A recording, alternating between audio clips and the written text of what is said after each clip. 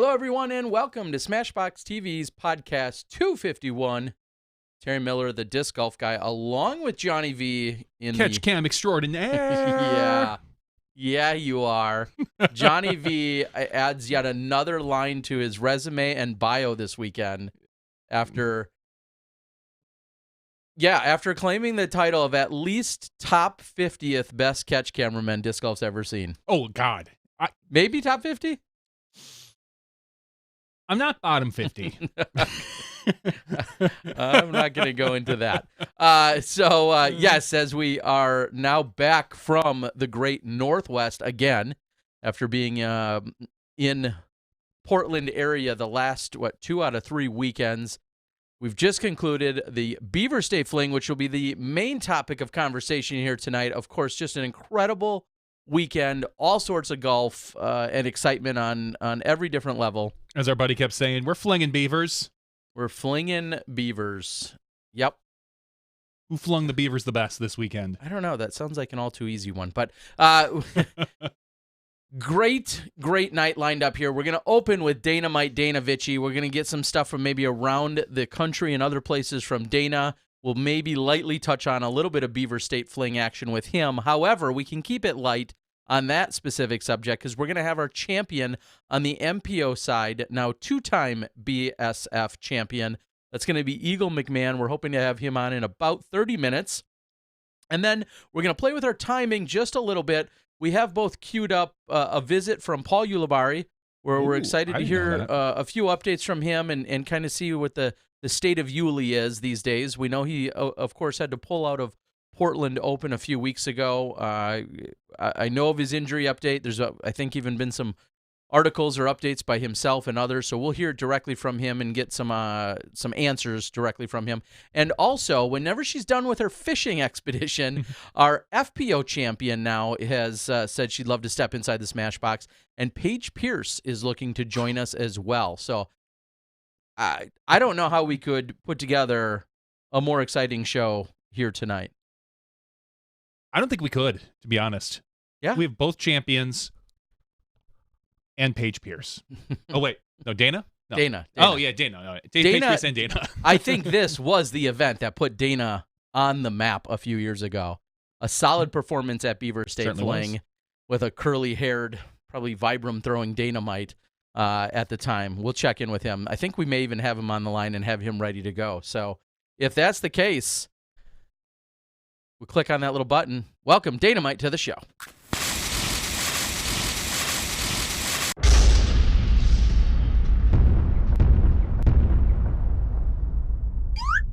Boom goes the dynamite. Dynamite, Dana Vicich, buddy, old pal. Everybody was asking for you in the Northwest, saying, didn't that guy make his mark here? Didn't he put himself on the disc golf map permanently out here at Milo McIver? They wanted to rename the park even? Dana, or am I thinking of someone else?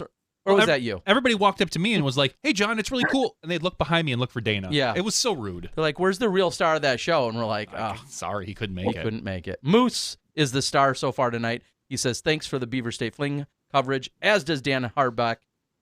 Thank you both, as they quickly just super chatted. And Haley King's on the board. All right, Dana, let's get back to you. How you doing? What's going on, boys? First, before we start, you're not going to take anything I say out of context, are you? Oh, that's what we do here. You know, we are all about, are those clicks? I don't know what we get on podcasts. Yeah. Dana. Yeah, let's start there. Heck, let's get right into it. Okay. No, actually, yeah. Let's go there. I've got something after all that. Let's start there. Today, there was some news. There was a post made, how I came across all of this anyway. There was a post made this morning by Jomez Pro taking a direct quote from Paige Pierce in an interview she did, I believe, with Steve Hill from the PDGA. Dana, do you have it in front of you? Do you remember what it said exactly? I lost my phone. No. It's okay. All right. Well, it just so happens I have it right here. All right. Johnny's going to read the direct quote. That's it right here. It says, People are saying Katrina has this hot season, but she's only won 4 out of her 9 tournaments. It's not that great. He even put his own inflection and tone into it. Right? That's how you would read it? If you're just reading that. If you're just reading that. How does that sound, Dana? It sounds like Paige is throwing a little shade. If you just read it like that. But if you listen to the PDGA interview, it's actually, they're talking about player of the year. And Paige throws this after that. Especially when you look at 2016, where she completely dominated. Or last year, when I didn't lose until June. And by she was, of course, referencing Katrina Allen. And really the whole context of the whole conversation, Dana, is to talk about where we're at in the season and these women battling one another. And how do you feel? How do you feel about the quote? Let's get down to the actual business of the quote. How do you feel about it all? Well, first, in 2016, Katrina Allen played in 26 FPO tournaments. She also played a number of MPO, 6 MPO events that year, but she played 26 FPO events, and she didn't win 1, 2, 3, 4, 5 of them. Yep, 21. The rest of them That's were what I just showed you. 21. I thought it was 21 wins. Holy cow! That's pretty good. If memory serves, that got her a new fancy purse from her sponsor. If I recall, her SmashBox, I think she said that on SmashBox. Anyways, but yeah, boy, yeah, that quote seems to be a little. I'd say it was fanning the flames, but that kind of started the fire and then immediately started blowing on it. Yeah. So what was the question? I don't even know. Well, I mean, I'll say this, and we're going to hopefully have Paige and she'll have, of course, her direct take, which we're excited to hear. But I think she's going to just go on and further explain. She was just talking about the state of where we're at with this year, her play, Katrina's play, everyone's play, saying player of the year is open for grabs. No one's having a dominating season. And she even referenced just how great Kat's season was a few years ago. I don't think she was throwing shade at all in any way, shape, or form. It's just the way that it was maybe used that it just put a different light on it. And let's rather than attack that subject, let's look at it a different way. This was put out there by Jomez, their social media. Dana, do you think that things like this are good for the sport? We've seen other sports kind of dig into this rivalry thing a little bit, whether it's Curry versus LeBron or KD versus Westbrook and things like that. And there are things that people will take out of context just to maybe push their views or light some fires. Do you think something like this is good for our sport to do something similar?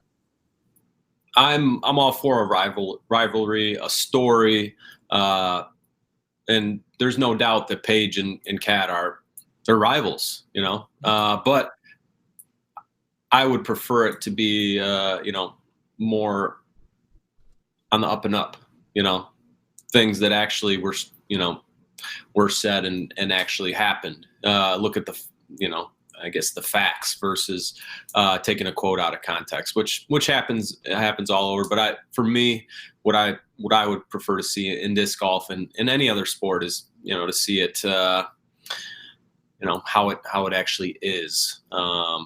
So I think I really like what Jomez does with most of their social media stuff. They've got I don't know who manages their content. I think Juan. I think it's Juan from Overstable. I'm not 100% sure on that, but I believe he does a lot of that.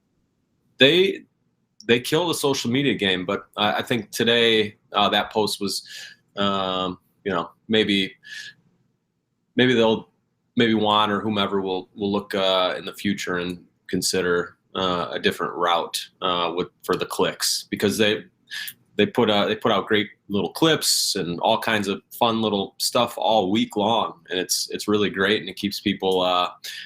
They get tons of posts, tons of likes, so that's good stuff. But for my taste, I would prefer straight shooting type stuff. Did you see anything online that surprised you afterwards, whether it was a person or comment, or how do you felt like, we'll just say the internet in quotes, how do you think they took it? Oh boy. I love it. You're putting the internet on my shoulders. Yeah. Well, I mean, because a lot of people just read that quote, and many of them, I mean, I'm not throwing shade at the PDGA, but a lot of them will never watch that interview because the Jomez social media outreach is 10 times what the PDGA's is right now. Maybe not 10, but much larger than what the PDGA's is as far as where that quote came from. And if you don't look closely, you might not see that they have a little, thing to the PDGA underneath of the quote, but it's almost unreadable. So take me through what your thoughts are, Dana. Yeah, my thoughts are that they have a rivalry. They're the best two FPO players for many years running. Any event that they're in, especially this year, it's mostly been. Has anyone else won in FPO aside from Jay Weezy got a W out there? Has Holcomb got a win? But I mean, there's a rivalry, and they're. It looks like Jomez, cashing in on it for some clicks and kind of took that quote out of context. Well, and to be fair, I think when we speak of rivalries, I think there's a great solid competition between the two, and I think a lot of rivalries can be perfectly fine and healthy, and not necessarily have any bad intentions or anything like that as well. Those two are the top competitors that battle on any given or most given weekends. And at the same time, even though they're battling like that, you'll find plenty of times them enjoying a laugh or whatever as well. Like, they are rivals when it comes to, where they're going to position themselves on the podium, but you see them get along way more often than not when they're out there on the course. So I think a lot to, I'll say, Paige's credit as well, and I think this speaks a lot to her character. Most people who read that, like probably all three of us, all thought, wow, that doesn't really sound like something she'd say. So the fact that there was another line immediately that followed it, I think that just speaks volumes of really her, because everyone that read that knows her thought that sounded a little odd. And it makes sense as to how we all arrived at that, because it was in fact maybe just a line short of really what she was trying to convey. So we'll talk to her more about it. It is kind of funny, and I know I'm the one that immediately said let's jump into it, but yeah. I think we should talk to her more about it later when she joins us. The one follow-up point to it is short. Yep. Paige made a post saying she took the night off from social media, and then saw some of that this morning, and then addressed it, and she kind of further clarified everything, which was great as well. And then 10 minutes after that, Katrina made her own post, which basically said, hey everyone, I've decided that my mental health is way more important than social media. It's become so negative that I don't even want to post. I've decided to focus on being the best player and person I can be. Sorry to my family and friends and fans. I appreciate your support and love so much, but my happiness and well-being are too important. And so she understandably is like, I don't need all of this drama. No one really needs it. And she's going to withdraw from being on social media, possibly in any capacity for, an undetermined amount of time. Couple things. One, and I love it. Do you think that this is directly related? And two, why is Katrina's battery so low when she takes a screenshot? Yeah, that scares me. I don't know. Yes, I think it's directly related. And, because everyone's talking about the two of them today, just like we are. So people are reaching out to her. People are reaching out to Paige. Everybody else wants a direct comment or an indirect comment, or how do you think, or how do you feel, or I love you, or I don't, and everything in between. And understandably, they're probably all just kind of sick of it. Yeah, I mean, we all know it.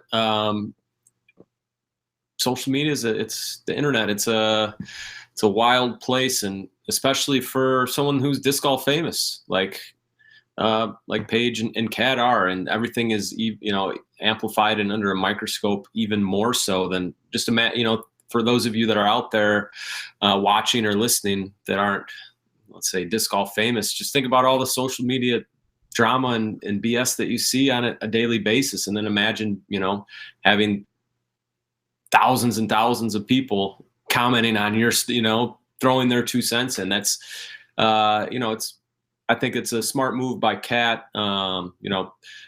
Well said. And I hope that, she takes a break and is able to come back and, use social media for, a positive thing. So I have no doubt she'll be back and, doing the good social media stuff, because there's obviously a good side to it. But it's so easy to get sucked into it. And then her being, a world champion and a world-class disc golfer and having the eyes of the disc golf world on her, it just really just amplifies it all up. And I could see how it could become too much, because it's right there in your pocket at all times, just going off. And who has time to worry about all the haters? But Kat, I hope you come back soon. Look forward to seeing you at Ledgestone, and look forward to seeing Kat and Paige battled out here.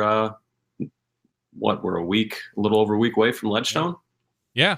Let's get into some what you're normally here for. Let's get into some golf results, some disc golf results. What have you got for us? Are we going to do Beaver State Fling, or you have some other I events? would rather do other stuff, because we have so much Beaver State action. But it's up to you, Dana. Whatever you want to give us, buddy. Well, we gotta go with the AmNats, the 2019 United States Amateur Disc Golf Championships, of course, up in Milford, Michigan, on the famous Toboggan course. 151 total players, one division, advanced men. I was thinking about this, why, before we get into it, Terry, do you know why there isn't a women's division? Because I think they have very much taken on the approach, just like the USDGC did all those years ago, which was kind of a one division, one champion. And it's not really a secret that the USADGC came out after the USDGC. It was kind of Discraft's answer to, hey, we kind of like that idea. Let's do it for top performing amateurs instead of top performing professionals. And as far as I know, women are eligible. Although it's probably a little dicier, because it's probably even less likely that, we'll say, an advanced woman or an intermediate woman is playing all the exact same tees as advanced men at a given tournament than it is on MPO, FPO. Anyway, and then I know at one point there was a conversation this year even about potentially having a separate than advanced women's division. I think they should. For doing this. And then I saw, of course, the internet had some criticisms and or thoughts as to whether they should or shouldn't, if that of course is appropriate or not, should there be separate tees or not, those kinds of conversations all came up, and how well attended or celebrated would that be to have a women's division. My famous lines where I don't tell anybody, what you should do. If they want to do that, I think that's great, and if they don't, that's their business as well. I mean, anytime you're telling a company that's putting in tens of thousands of dollars into what they're doing, I'm not going to be the first guy banging on their door telling them what their next move should be. I'm not a fan of that. So I wasn't looking to get into that. I know. For reference for everybody out there, why there was only the advanced men's division, but advanced men's division there was, and the guys up at the top, they were playing more like MPO players than MA1 players, Terry. Young Kyle Klein came out of the gates shooting a 52. It's no 18 under that McBeast posted out there, but the course has changed just a little bit. And that 52 was rated 1049. That did give him too much breathing room over Noah Osborne. I believe Osborne was the highest rated player in the field at 992, but Osborne, he shot himself 53, so he was one stick behind Kyle. But what happened second round was Kyle went out there and he did it again. back-to-back 52s. This time 1051 rated, so a couple points higher. Noah was able to shoot a 59, still a very respectable round, 994 rated. And that really separated them too from the rest of the field. They were really, for the most part, separated after the first round, but then they really took another step there during the second round. And going into the final round, it was all Kyle Klein and Noah Osborne. Kyle shot a 55, while Noah took two better than him at a 53, which was 1033 rated. Finished 6 throws behind young Kyle Klein. He's a Michigan kid. I think he's I'm not quite sure how old he is. He's definitely a teenager. I know he's on Discmania's junior team. So 16 or 17. Yeah. I want to say maybe 17, but this kid's got game. He can smash. Saw some coverage from coming out of the PDGA from the event, and they're showing one of his drives on one of the uphill holes. But yeah, he throws far. He had a heck of a weekend. He's played 3 other tournaments this year, and he's won them all. He won he won the Tower Open in the Open Division, and then he won a Next Generation Tour in advance, and then Disc Baron tournament in advanced as well. So he is 4 for 4 on the year, and he's got himself an AmNats title. Pretty cool. Yeah, and I'm going to go ahead and say no surprise, really, because I may not be at all the biggest tournaments covering MPO lead card every single weekend, but the experiences I have to go to Am Worlds, to go to the Next Gen finale that Smashbox and the Disc Golf Guy channel have had, to go to some of these events and regional Next Gen events, to go to those events and then to meet and see some of these players before they're on a podium or taking home the USAM title is something that's very special to me. And I always think, just one example is Macbeth and Greg Schwartz going to a playoff at Am Worlds in 2007 when he was just a floppy-haired kid. Like, those experiences of being all these other parts of the country that aren't just our biggest tournaments, it makes it so much more fulfilling to then watch someone like Kyle Klein and to know that I've had interviews with him as such a stand-up human and kid, young adult, young man. It's just gratifying, and maybe that's even a little bit selfish on my part. It's gratifying, though, to see that happen. So when he goes and takes down a title like that, there's like a sense of pride that I have for him, and that it's awesome. And there's, of course, a very stacked field of great competitors there. But to say that I already have Kyle on film from times in the last 2 years is pretty special, and congratulations to him. It's just such a feat to take down that field. And Dana, you can think back, all 3 of us know players who have won that event, and so many of them have gone on to be really good, top level professionals. Yeah, it's a great stepping stone, and to win it in your home state and all that other stuff, it's just awesome. So certainly hats off to Kyle. Yeah, I'm excited to see what the future brings. Did he get? Am I remembering correctly that he got second place at the Next Gen finals behind Simeon? I'm thinking back to 2 years ago, right? Because or was it last year with the car? Silas was. Sorry. No, well, Silas was 15, and Kyle, I think, was 16 or something like that. Like, their ages were there. I was thinking that both of them were so incredibly young. They're so young. And even with my memories, they all start to blend a little bit as I'm getting older. But so I don't remember the exact specifics, but it definitely young. Yes. Kyle got second. Yeah, he got second to Silas. I said Simeon, which is one of the Schultz kids.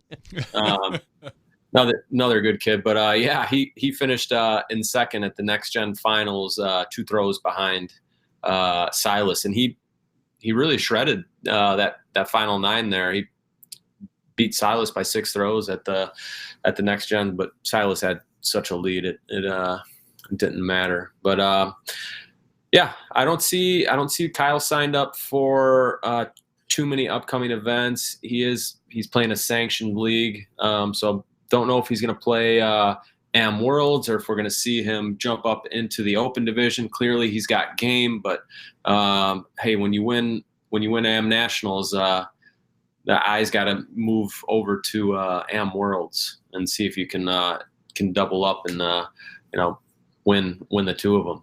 The two big AM majors. Well, and again, those stepping stones, and then even those, we'll say those sponsorship, the eyeballs are always watching all those biggest events, and now, of course, inclusive of the Next Gen Tour, which has become, this great series as well. When you're looking at all those big events, and now we're getting to a point where half of the guys showing up to, these amateur events are already sponsored. But if you're not, and you show up and you have a solid performance at one or more of those, you can certainly guarantee that there's some eagle eyes out there of Dana's and others that are always going to be watching for that next breed of talent or next generation of talent. There you go. I see what you did there. Next generation. They don't even pay me for those plugs either. Jeez. Well, you did say next breed first. Well, yeah, I got all sorts of words that don't make sense, so just stick around. You'll hear more. Okay. All right. All right. So yeah, that was Am Nationals. Also, I wanted to touch base on the Sula Open, which was over in Norway, part of the Euro Tour. On the FPO side, there was 6 women playing. And Kristen Tatar played some really good disc golf. No huge surprise there, but she went 963, 960, 988 to win by more throws than I can count. I believe it was a 27-throw victory over Anneli Togas. So congratulations to Kristen. Again, we've talked about it. We'd love to see her over here in the States, and can't wait till later this year when she'll be here for Delaware Disc Golf Challenge, the Women's Championships, and then Stafford Open. So she's got a nice little U.S. swing later this year. It's going to be fun to see. And I'll see her even before that, as I think she's the top-rated female that will be playing at the Toonie in just a few weeks. So How do you say that? Excuse me? How do you pronounce that tournament? Toonie, like Toonie. Toonie? Okay. Toonie. I heard Bobby Brown say it that way once, so I'm sticking with it till someone tells me otherwise. Biggest European event, or at least it has been over the last couple of years. Yeah, it's got 900. And last time I checked, it had like 970 players, and I'm fully expecting it to crest 1,000. So, Giddy up. The day after Ledgestone, heading overseas to get some of that action. You don't need another crappy catch cam guy, do you? Why are you available? I've got to know. No, he's got one crappy catch cam guy. I'm not making the trip to Toonie, but I'm sure he's got a few, Johnny. But no, probably just me. How many? Before I go, I know Eagle's probably in the green room or getting there. How many? 10 minutes. We told him 9:40. Okay, how many cuts did you go to the catch cam, Terry, over the weekend? Did it happen, or did you just end up taking Did you take the battery out? You took the battery out. I didn't even notice. I was just like, Terry, I'm doing great. No, to Johnny V's credit, we'll talk more about the details of BSF a little later. But to Johnny V's credit, he did very well. And I expected him to do all right. He even exceeded my expectations once in the 54 holes. No, and I was very thankful for him to do what he was doing. And Dana, if there's a place more than normal where having that second camera is so critical. I really pride myself as a guy that loves doing single camera coverage because I feel like I can put myself in good positions. But when you're at a course or courses as big as Milo, that second camera can really, really enhance things, maybe more than normal.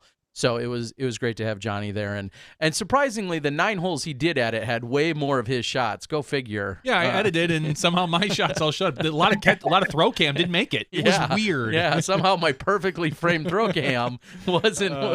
No, but it did work out. And I'll say this, and I don't think we necessarily need to talk about it when Paige is on. there were a lot of times during those rounds that I kept thinking, I would rather be on one of those other crews covering MPO because it's got to be easier than this. Setting up in a position where you're going to get all the good shots for Paige Pierce and the rest of the field is damn near impossible. There was at least 2 or 3 times where I would walk out to the middle of the fairway, I'd turn around and be like, oh crap, I went too far. Because sometimes it's hard to judge, where the players are going to land. And by that time, the women were walking up to the tee, so I didn't have time to, backtrack. And I'd sit there and be like, okay, and suddenly, boom!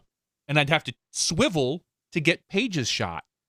And it would either be, luckily, right about where I land, at right where she landed, about 400 to 450 feet, or she'd go past me, and I'd have to swivel around, and then the other women would throw.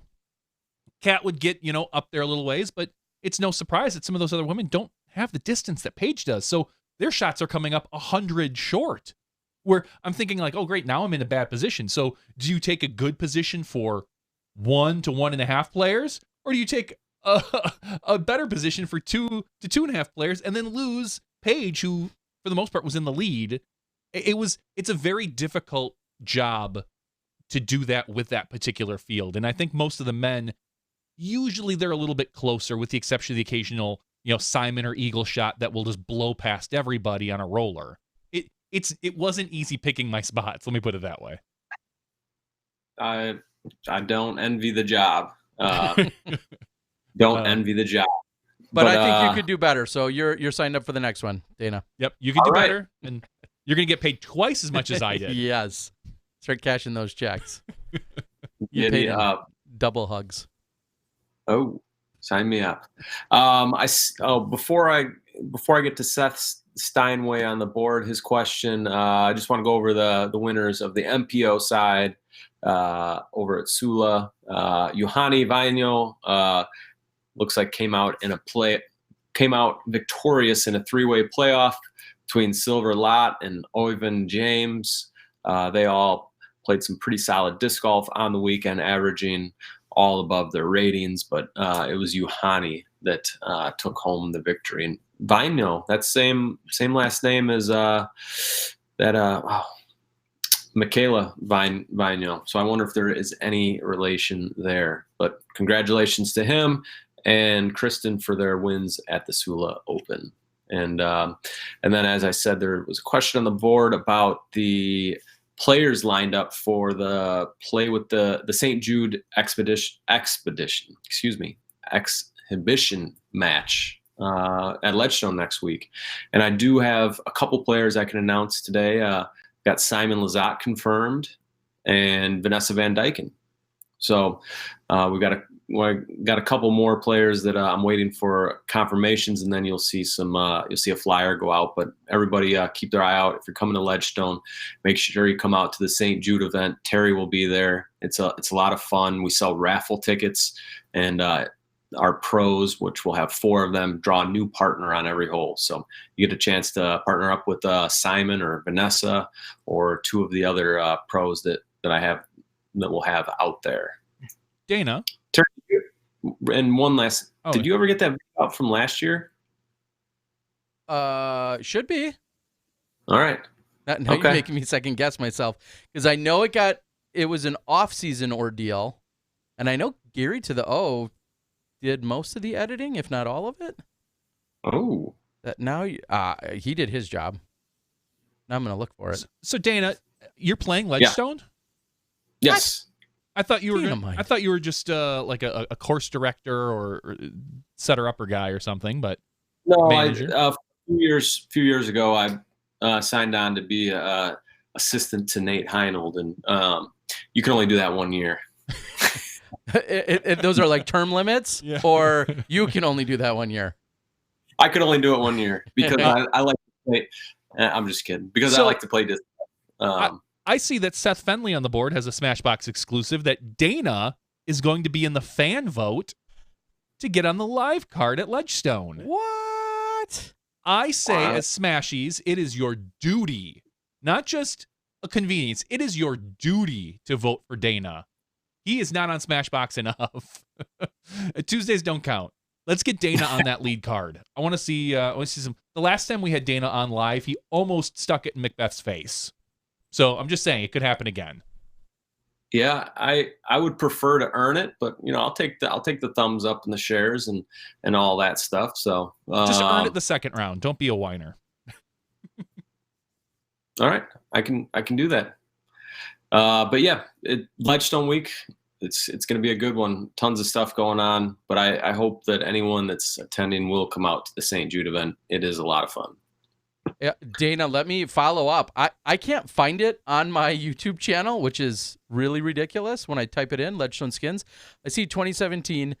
It's done. It's on a hard drive then if it's not posted, and I feel stupid. Well, now would be a good time to post it right before the skins. It actually will be, and I will get that. Look for that in the next couple days at worst, Hopefully. wherever it is. It will be up. Wow, I feel really bad. I know some people had asked me, like, as the season kind of was petering out and I was going to Australia, a few people reached out like, hey, do you have that? And I remember replying saying, hey, I know I've got it. It's going to be an off-season thing, no problem. We just have to, like, I think put graphics on it or something like that because Gary had done a lot of the editing. And I feel stupid. I'm sorry. I've got to find it and get that posted ASAP. Look for that in the next couple days. Yeesh. I really had no idea that I wasn't trying to call you. No. But if it's not up, it needs to be because the footage is together. It should be posted. Yeah, and that's a lot of fun too for the fans to get out in front of the disc golf guy camera and mingle with the pros. Lots you'll have. It's only 9 holes, so it's not a huge time commitment, but it takes probably right around 2 hours. It's a lot of fun. It's at sunset, and they have a drink cart out there. So if you're into drinks or just into watching disc golf and having a good time, it is a lot of fun, and you get a chance to meet the pros and even play with them. Yeah, well, looking forward to it. It's going to be a great week. Of course, the live, there's going to be lots of post-production. There's even conversation about that expanding just ever so slightly at that event, and it should be a lot of fun. I'm going to take on a slightly different role even at Ledgestone. I will not be in the booth per se. I'm going to be working a little bit more directly with Nate Heinold and the event to help with some social media and maybe some behind the scenes, maybe a few shorter quick clips and Instagram type stuff. So that will all go ahead and hopefully complement all of the other media. I know he's got Lauren Lakeberg and other photographers that are going to be out there. It's certainly going to be one of the best covered events that you're going to see. And it should be with how much effort Nate and Discraft and everyone's putting into it. And then when you talk about raising $20,000 or $30,000 donation to St. Jude, it's honestly, it's just it's insane just how much impact this event has in just so many ways for both players and for the communities. Absolutely, and this is a world's warm up of sorts as the World Championships are, just a few less than 2 months away or somewhere in that ballpark. But yeah, so players, the MPO side will be getting some warm up on the Lake Eureka course, and then also we're going to be playing the Northwoods Gold layout, which is a beast. They've been out there doing some more work since the World's warm up last month. Sounds like some of the suggested changes were happening. Mostly the changes being removing some trees. So I'm excited for it. I know I'm sure a lot of players are probably going to try to get in early so they can get over to Northwoods Gold or whatever other courses they're playing if they're FPO players, and get a peek at that so they can start mentally preparing for those rounds in August.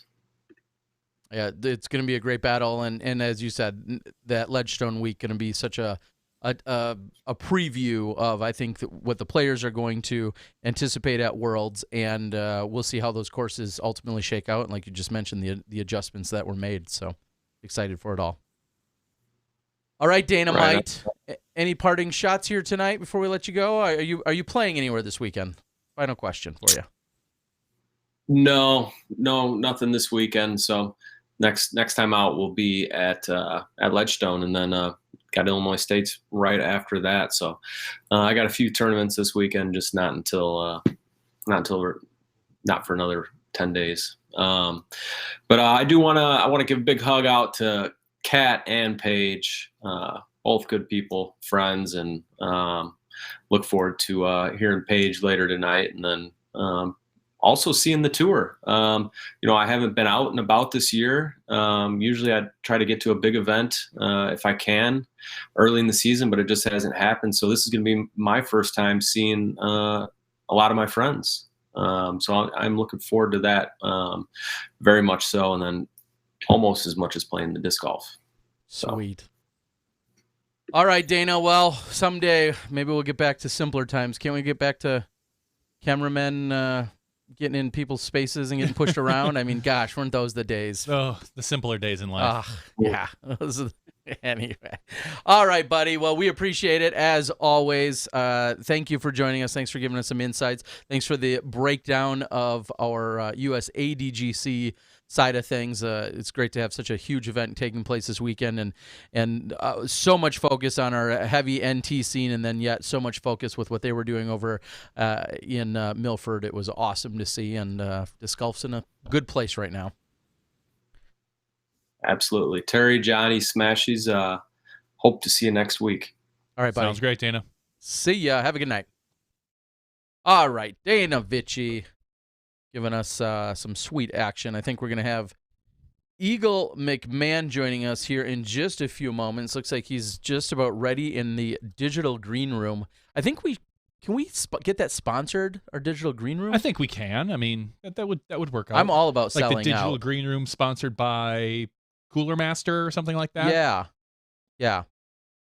Yeti. No, that'll get us in trouble. Yeti coolers. I know they're quite controversial. I don't know. We'll figure out something. Either way, we are ready to welcome to the show a now two-time Beaver State Fling champion, Eagle McMahon. How we doing tonight, buddy? How's it going, guys? My voice is crackly. Wasn't expecting this. All good. It's all right. All good. It's those late nights at the airport where we run into each other. Yeah, Johnny V said you were Exactly. getting drunk with him. Is that what the story was? He was trying, but there was already last call. Eagle and I ran into each other at the airport about just a little after midnight on that Sunday night after the event. It was you and your dad, and they would not let you into the bar because they had already done last call, basically. Oh. Shot, I wasn't looking for alcohol. I was looking for food. Yeah, I Just do want to clarify. I believe that. I don't. Not me. I don't want to sully your image here. Johnny V's a troublemaker. So, wow, what a weekend. Let's start out on, let's start out with the basics, because a lot of the conversation immediately goes right to 4 rounds over 3 days. So let's start right there. Give us your take on 4 rounds, 3 days at this national tour event. This is really funny because it's like, for one day, it feels like we go back in time and play just the old way. Because I mean, that's how I always remember disc golf being. Like, it was very rare that you had tee times, and there's a certain beauty of it. I mean, it's definitely more of an endurance test. You play all day, you get there in the morning, and one thing that is kind of cool about it is that you see everyone's face all at the same time. With a tee time, you were pretty much only seeing the people who are around the same time you're playing with.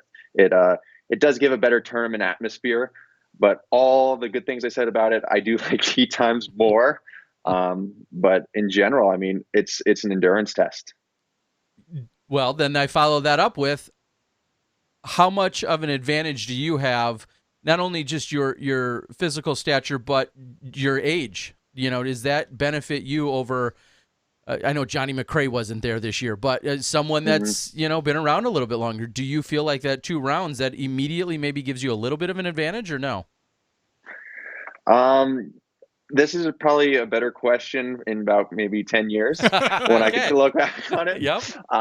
But right away, I imagine that the answer would be yes. At the end of the day, I felt pretty energized. I definitely was hungry and a little bit more tired than I normally was, but I was still able to have focus. Like, my second round of the day was actually higher rated and a better round than my first. So yes, the endurance is there, the strength's there, and thank you, youth. Well, I mean, the other way to look at it is you could ask, would someone like Johnny McRae have a better advantage that he can keep his focus longer because he was used to these type of things that maybe some of our younger players have not been nearly as exposed to on the national scene. Yeah, and that's great. And by all means, just to clarify, I'm using Johnny McRae as a reference. Steve Rico he's a variable. Steve Rico is almost double your age, and he played open this weekend, so I could use him as an example as well. But these two courses, you've talked about your love and admiration for them. For anyone that hasn't been there, there you go.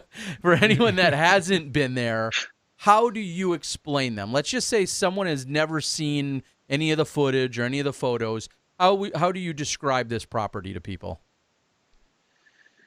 I remember Germ saying this when I first played it.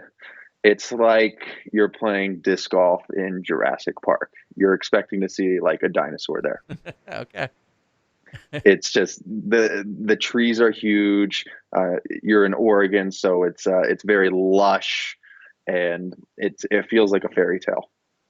So maybe this sounds like a silly question, but would you change anything? Is there any hole or fairway or line or distance? Was there anything on those two courses where you're like, man, I'd really love to see this? Is there anything you'd change? I'm going to say that it is probably my favorite course, other than Järva Disc Golf Park, but that's in Sweden. Yes, of course, there's things to change. When pretty much any course, there's something to change. But I'd say Milo, it's close to being perfect, but you do get kind of lost in the beauty, and then you kind of do forget about like good course design.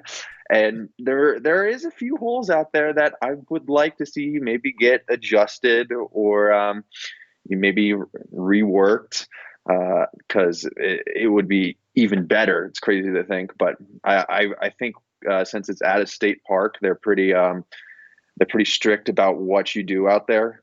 So hypothetically, right off the bat, the East course, I'm not a big fan of hole 2, the big turnover. I just think it's kind of a lucky shot. I'm not a fan of 17 and 18 on East. That's the kind of weird like hyzer skip shot and like the awkward hyzer turnover. There's plenty of different ways to play that hole. And then on West, West I like a little bit better. There's only like 2 or 3 holes that I would maybe change something, but like I was saying, any course you can kind of pick apart, find things that you don't like about it. But Milo is the closest course in the U.S. to being perfect, in my opinion.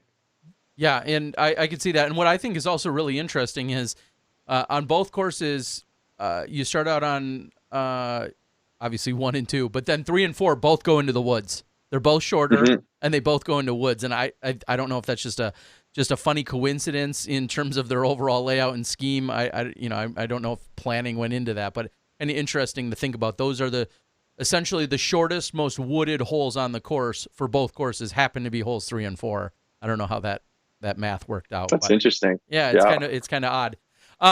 So what was your mindset going into this event in particular? How were you feeling? Where was your confidence? And what were some of the things you were thinking about going into this event? Especially being the returning champ. There was definitely a lot going through my mind at the time. As you guys may know, I had that kind of tough finish at the Portland Open. And let me tell you, afterwards, I really didn't feel that great. The whole week, I was thinking about that last putt, thinking about just the current situation, and it really played a big toll on me. And there's pretty much 2 ways that you could go that I went about it, or that you could go about it. One was you could stay sad, or you can try to turn around, put a smile on your face, and work hard. And I want to say I took the second option. The week leading up, I spent probably a total of 10 hours in the gym. I was practicing and just getting my mind right back home. And luckily, my dad was able to come out. And like, this is a really crazy stat. all of my bigger wins, aside from Kono Piste, my dad's been at. So he's kind of like someone who just helps me stay in the right mindset. I can bounce ideas back and forth with him, and he's going to give me his opinion, and usually his opinion's pretty good. So he was able to kind of help me get that mindset going. So when we got to Oregon, I had the confidence of working out. I had the confidence of practicing, had the confidence of my dad being there. Plus, I had the confidence of being the returning champion. So right there, I know I could play Milo well. I've played Milo well the last couple years I've played there. It's a course that I feel like I can really show off a lot of my capabilities. You got the backhand. You got these like weird trick shots through the woods. You got the forehand. So right there, I'm really confident, and like I think this plays a major role into it as well. It being so beautiful, it's a place I really enjoy being, and that just raises the fun factor. And I mean, if you have a high fun factor, that means you're probably going to be enjoying what you're doing, and that only adds to the confidence. So I'm feeling great going into the event, but of course I have the memory of the previous weekend in my head. So there was a little bit of doubt, but once I got rolling and was able to see where I was kind of stacking up against the competition, that's when I started kind of letting it go. Did any of those thoughts come into your head on those last two holes? I got to watch the final, and Seppo made it very close on hole 17. You missed arguably a pretty easy putt for you. It was probably what, 25 feet. You hit. I think you hit the top band, and then on the final hole, you laid up to make Seppo hit his 25 to 30 foot putt. Flashbacks? Yeah, so I can tell the story. Let's start at hole 16. Don't say two. Don't say two. Don't say no. 16 sounds like a good start. Yeah. 16. I was up 2 strokes at that point, 2 with 3 to play. I see Seppo throw. He's ahead of me in the box. It's a par 4, and he throws and he hits one of the trees in the middle of the fairway and kicks straight left. And right there, I know that he's completely out of position to even get a birdie. So all I'm telling myself is get it out in the field, and even if you par it, then you're going to be up 2 with 2 to play, and there's really a very slim chance that he's going to birdie 2 in a row. So we get to the second shots. He throws a crazy spike hyzer that I look back on the coverage and, oh my gosh, it was an incredible shot for him to even get into the fairway to get a look at his approach for par. I was in a great position to throw a sidearm to the green, kind of shanked it long, not in position to birdie, and I was a little bit frustrated there because it could have really shut the door. Being up 3 with 2 to play, that would have been very comfortable. So Seppo parks his upshot. I par the hole. So 2 up 2 to play. Okay, this is okay. Seppo's first on the tee again. He shanks it left into the tree, which is immediately everyone thinks that he's going to probably bogey it. I take the Sexton sidearm. You play it out into the field for those who don't know the hole. Basically, it's a straight shot that cuts pretty much like almost 90 degrees left, and yeah, it's really difficult to get a tee shot there unless you go high and stall. It's a very low percentage shot. So Seppo's left. I take a sidearm out to the open field, so I essentially have probably about 120 foot approach shot. Seppo's scrambling through the trees. I'm wide open. He throws, attempts to get out of the trees, gets almost to the edge, but he's still in. For some reason, I decide to take a jump putt from my 120 foot uphill approach and pull it way right, probably about 25, 30 feet. And I'm just thinking, okay, that was a really terrible shot, but Seppo is probably going to bogey. So it's really bad, but you're probably fine. I'm walking up to my desk. I'm waiting for Seppo to putt. It's like something magic happened. A disc just flew out of the trees and went in the basket. And right there, I'm just thinking, is this real? And of course, the crowd goes crazy. I step up to my 25-foot putt, which normally looks short, looks like it's 100 feet away. I try to focus. I'm very tense, and I hit off the band. And all of a sudden, what I thought was going to be an easy win, walking it in, I was only up one. And oh my gosh, I didn't know what to do. My dad was trying to calm me down. He's like, "It's okay. You gotta make a good shot. At the very least, par. You're gonna go into a playoff. At the worst case, you just can't bogey." Seppo throws his X1 spike hyzer to 35 feet, just outside the circle. And usually I take a understable mid-range on the last hole, kind of like I try to knife it on a hyzer and get like a gradual ride and flip to land kind of soft and straight towards the basket.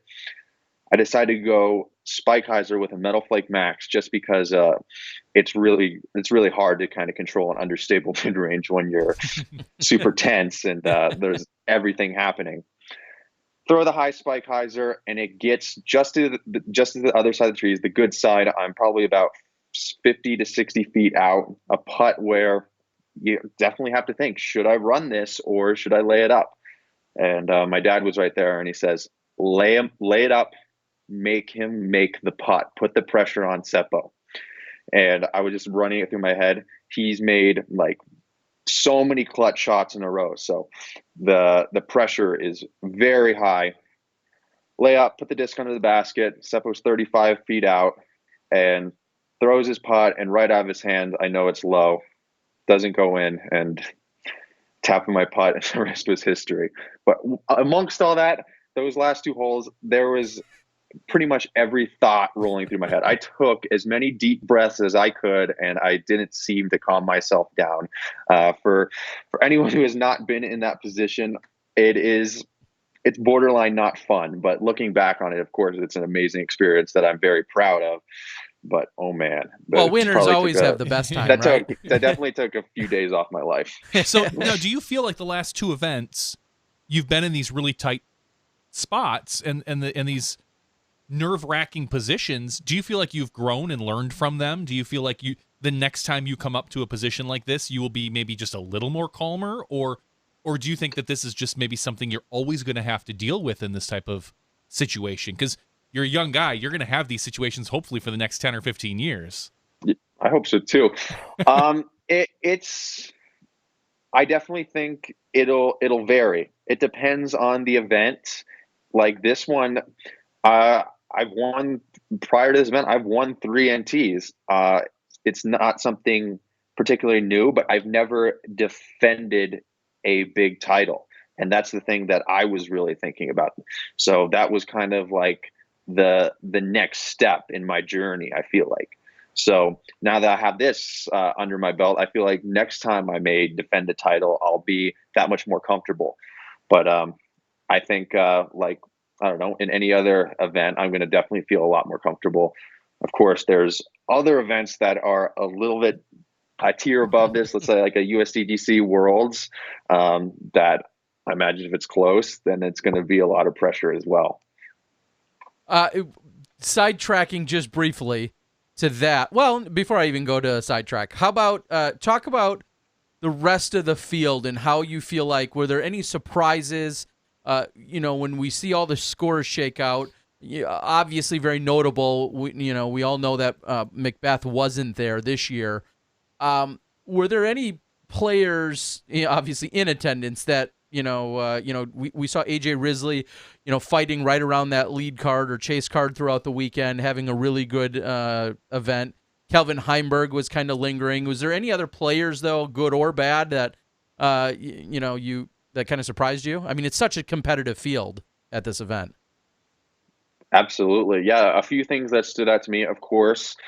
It's not really surprising that Seppo was up near the top, but I just want to give him a shout out for how well he played. I'm very impressed with his discipline out there.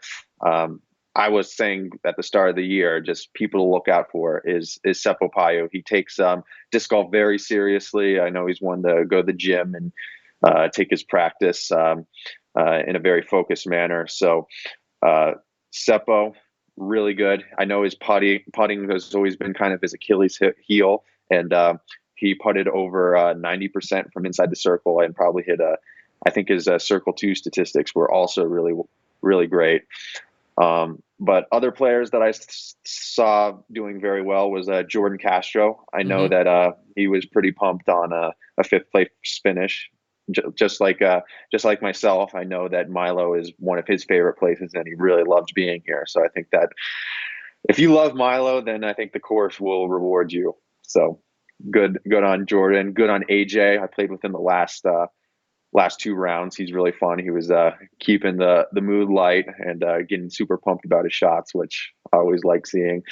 And then I couldn't tell you the rest of the people in the top 10. They were behind. I know Simon, Ricky, James, Calvin. I might be missing a few other guys, but good job to the top 10 placers. Well, I mean, yeah, and to put this in perspective, and of course this is just looking at some numbers, looking back at Portland a few weeks ago, we find your nemesis, your rival in Drew Gibson. No, we see Drew Gibson wins that event, takes down the biggest event of his life, comes to this very competitive field in this gorgeous space, and it doesn't treat him nearly as well. Drew Gibson finishes in a tie for 52nd, which I'm guessing is outside the cash line. I don't have it in front of me. Outside of the cash line, I mean, what does that say about how competitive this tournament really is? It's pretty crazy. Like, it's one because it's a smaller field for sure, and I know it's a very sought after event to get in. So usually they'll do a tiered registration. So of course the 1,000 rated players get in first, and there's enough 1,000 rated players now who are going to sign up and want to play this event. So by the time that all those players signed up, you're probably close to filling up the field. So just right there, the quality of play is that much higher. And another thing is, I mean, these courses they are big arm courses, but anyone can play them too. So I know like Kyle Crabtree, he's one that I've never played with before. I played with the first round of this tournament. He can't throw the farthest, but he has great control.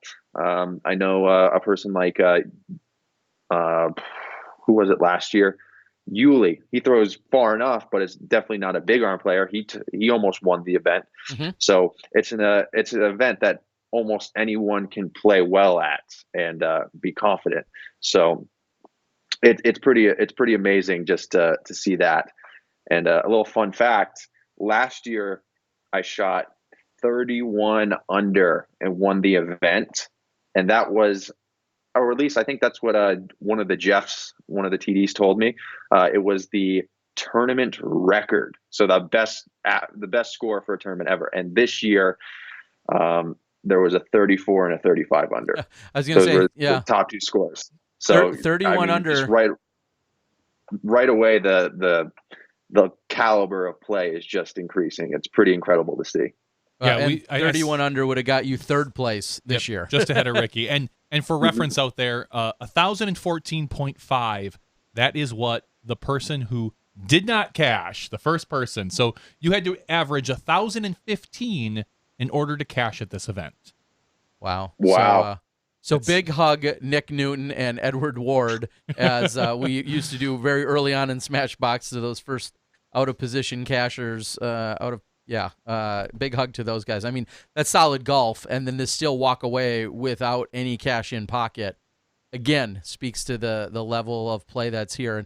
And I know that's almost could be an entirely separate podcast as to, can they expand? What are some limitations? How do they expand? More players, different formats, all that's, I think we're going to even see, I believe Mahmood is working on a podcast that maybe even addresses just that. Like, that's its own separate beast. Now, what I was almost going to go on a tangent into, and you just kind of perfectly segued it, you talked about distance and what it means to play out there, and how distance is great, but it's not necessarily all you need.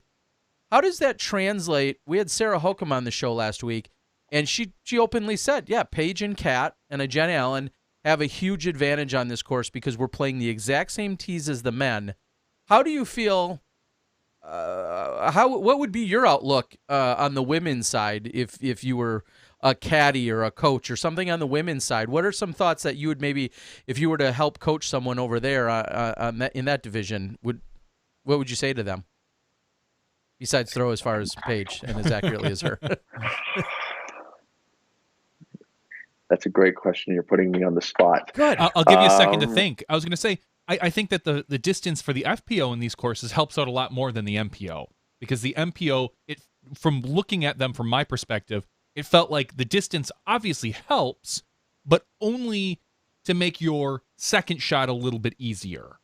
Like you're showing up. Whereas of the FPO, they're driving and then driving again, and hopefully then they're close enough, as opposed to the men, which are driving and then you might have to throw a fairway driver or maybe a long mid-range, but it's a slightly different distance game for the men, I thought. Eagle? Okay, Eagle?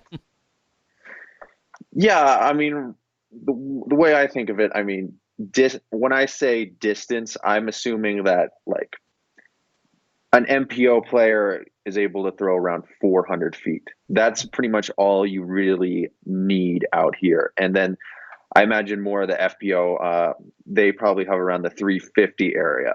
So, and Paige and Kat definitely are more around like the 400 or even the 450 mark. So it definitely does make it a lot easier. And especially at Milo, there's quite a lot of par threes that are kind of the upper 300. So probably right inside their wheelhouse where maybe a large amount of the other FPO players can't even really get there. So they're basically just picking up strokes almost every hole. I think probably the thing to look at is other tee pads. I know that I think there is alternate tee pads on a lot of the holes out there. That's the only thing I can think of right away just to get as a quick fix. Sure. Yeah, and I think you nailed it right on the head with some of those holes in particular. I think of, so if the Genius hole is 9, 10, 11, 12. 12, that kind of that island hole, I think it's 12 that comes back. You know, that's an opportunity for someone with a little more distance to be able to reach that hole on the FPO side. And then even the hole after that. I feel like, and like the mount hole number 15 on east, hole 17 on west. They're the upper 300s, the upper 300-foot holes that are just perfect for Kat and Paige. Yeah, it's so interesting to watch that unfold as the 3 rounds that Johnny and I filmed on the FPO side had both Kat and Paige, and I think 2 out of the 3 had Jen Allen. And seeing, you know, how they were attacking things when Kat was throwing a roller as opposed to, you know, when really almost no one else in FPO, you know, heavily relies on rollers, but Kat does, and she throws them so well. I think of hole 18 in particular. I think that question needs to be asked is how can we more appropriately adjust for that in terms of, like you said, the tee pads or, I would love to see that.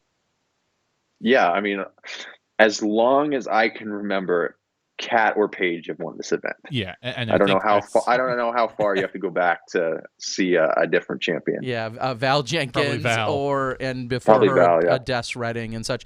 An interesting, just a somewhat interesting side note: Paige Pierce won the event with a +1. So I know someone said it's just some obvious math, but 72 pars out there would take home a victory. So +1 on the FPO side is what takes it down. So pretty incredible. So someone on the board wants us to ask, 86 miles per hour? Huh? Yeah, I saw that on Central Coast, and they were questioning it because that would be 5 miles per hour faster than the record. I don't know if it was like a false read or something, but all I'll say is I threw it really hard, but I don't know if it was 86 miles per hour hard.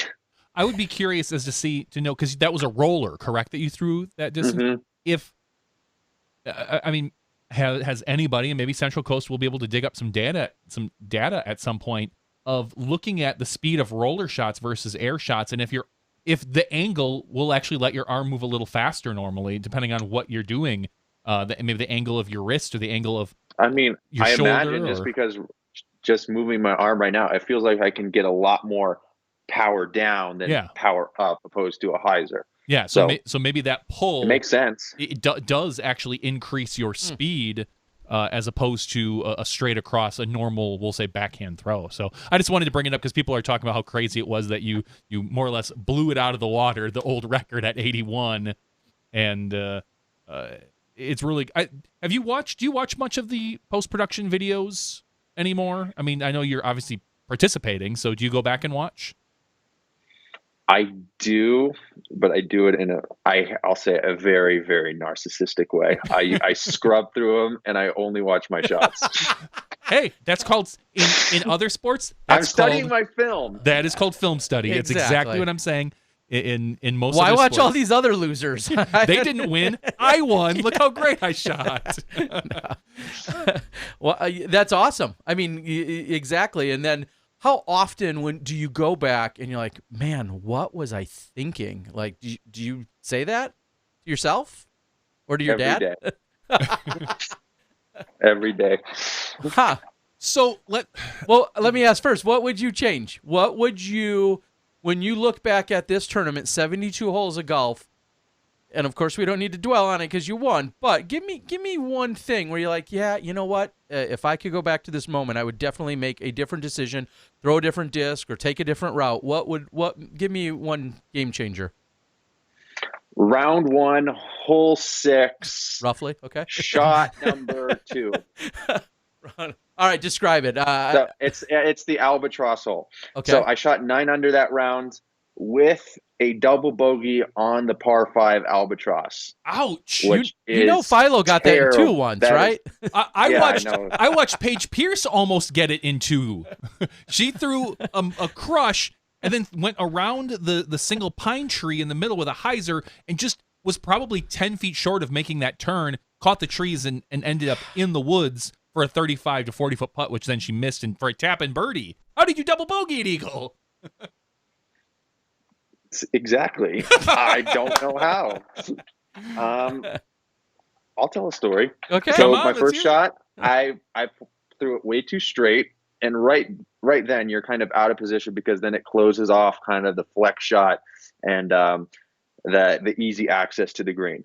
So I was in the high grass on the right, which is really difficult. You still have somewhat of a hope of maybe getting around the corner, but it's a very technical shot. So I'm lining it up.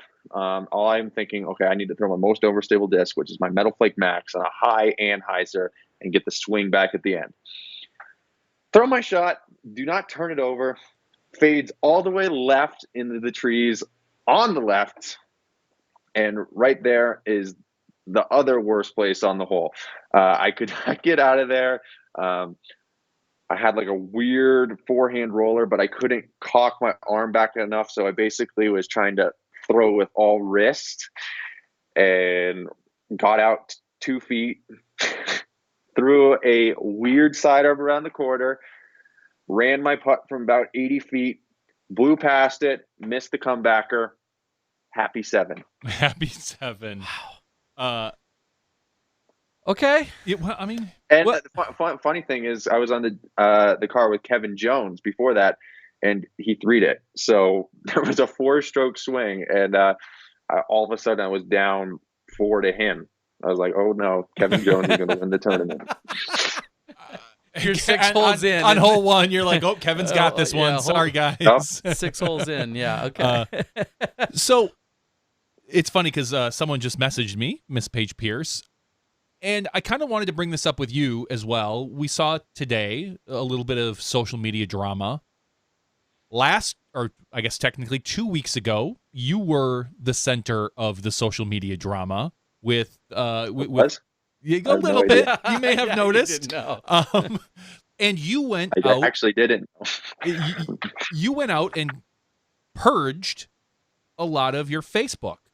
I noticed you had said that you cleared off like 3,000 or 4,000 people or something ridiculous, and we've seen that this particular weekend, Kat has decided that she is going to take a break from social media. You being a little bit younger than Kat, social media is part of your life. You do the vlogs, you do a lot of other stuff. How do you deal with a lot of that stuff, especially after some of the things that you've, whether you're showing emotion on the course or a good win or a bad loss. What do you do to be able to block it out or take it in? That's a great question that I'm trying to find a happy medium with it, because social media for a professional disc golfer is a great tool.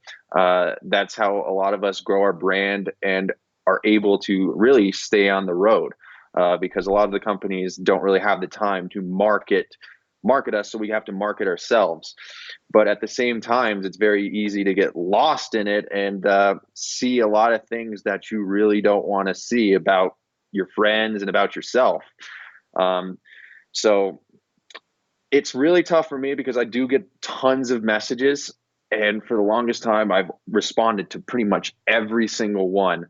And as of this year, I realized that I really just can't do that anymore. I can't spread myself that thin. Of course, I want to respond to all my friends and or fans and show them that I really do appreciate them. But I think in a lot of regards, you put your sanity first, because it's easy to kind of get caught up in there, because we are, in a weird kind of way, we're like pseudo celebrities. We're recognized on the disc golf course, but it for me, it can be very stressful.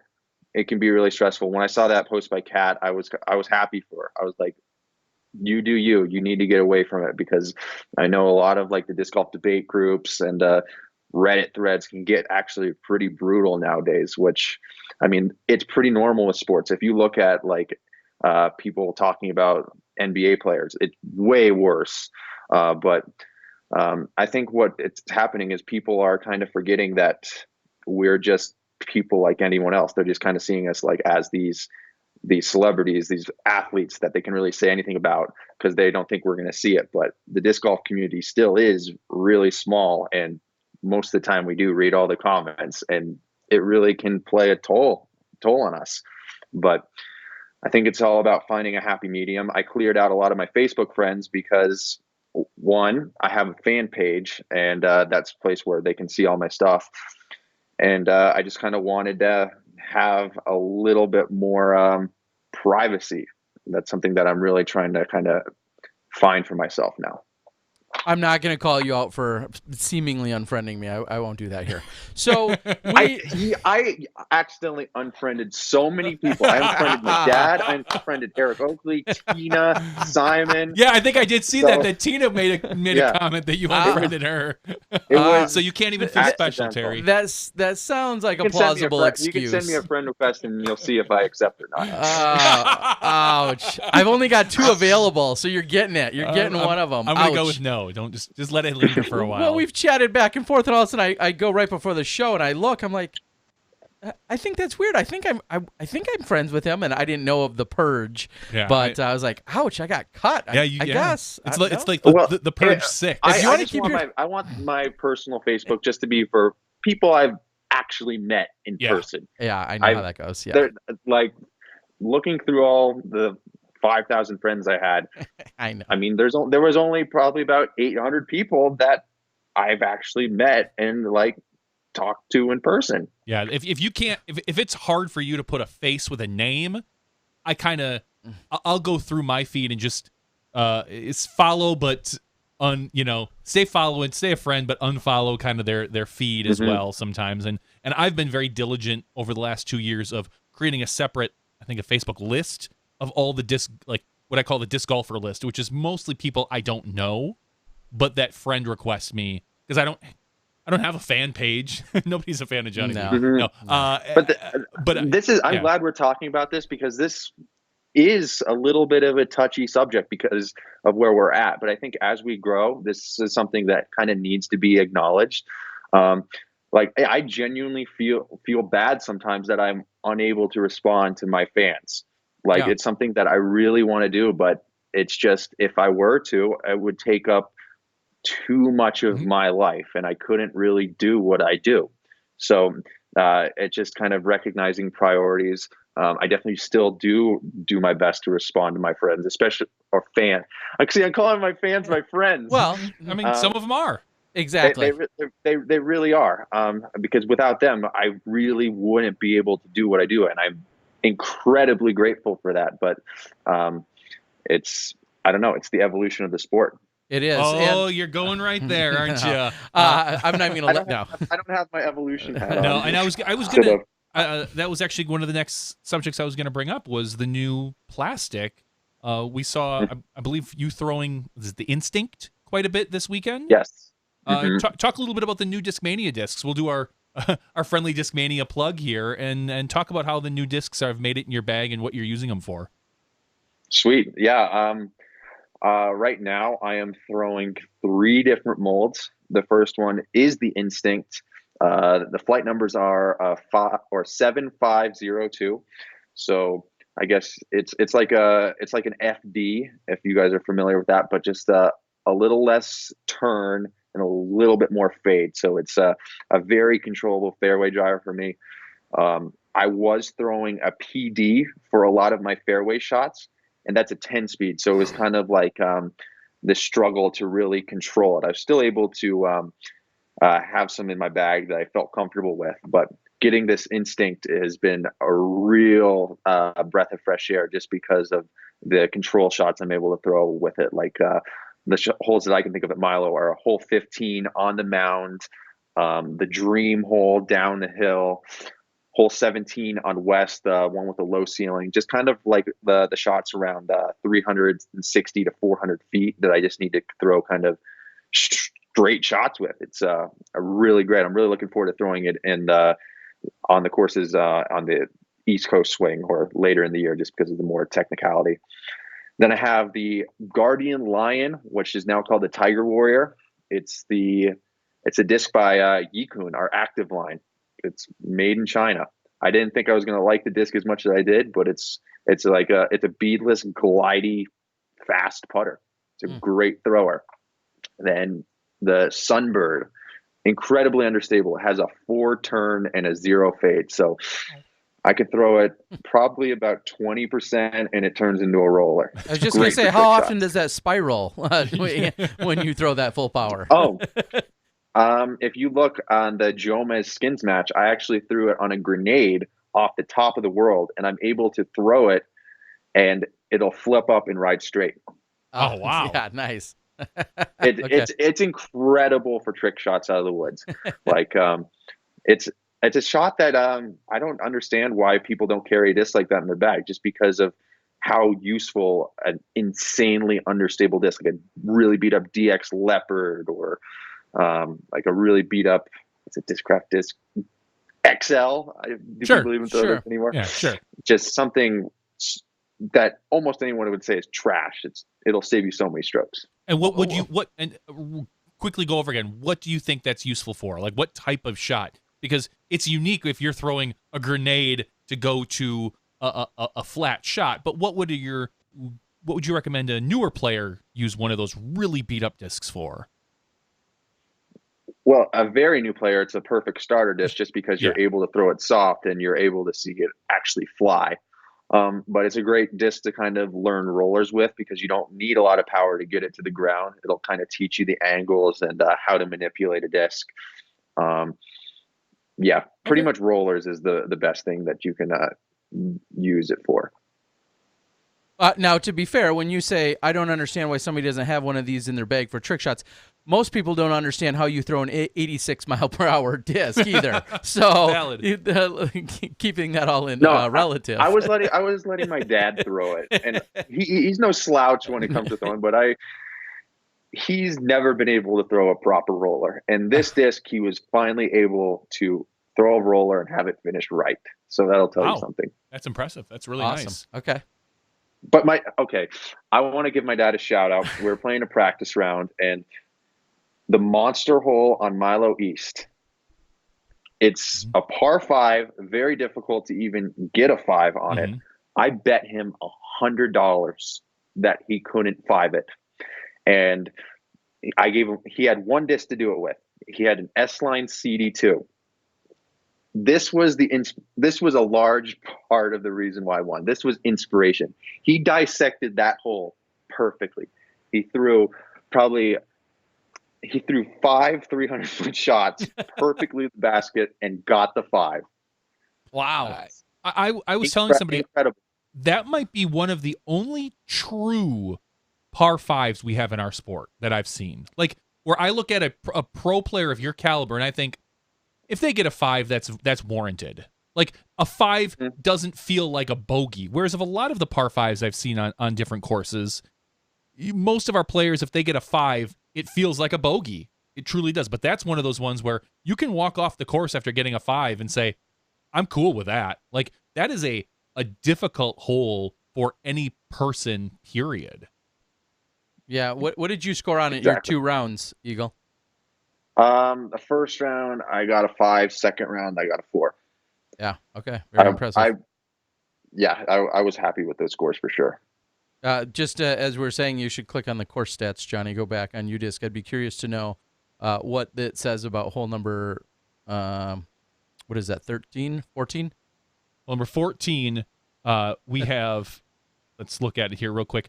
You're looking at, it's the first in difficulty. It averages 5.39. This is just for MPO round 2. Only 11% of the field were able to get birdies. 53% of them got par, and 35% of them got over par. There's no other hole, I guarantee you, that has those type of stats. Well, I bet you it's the most difficult one out there. Yeah, it says most first. Just in general. So, like I said, one of the few true par 5s in our sport that I can think of. Yeah, it's an epic hole. When you're on it, it's absolutely beautiful as well. It's probably top 3 favorite holes on the property. Did you go? Maybe in disc golf.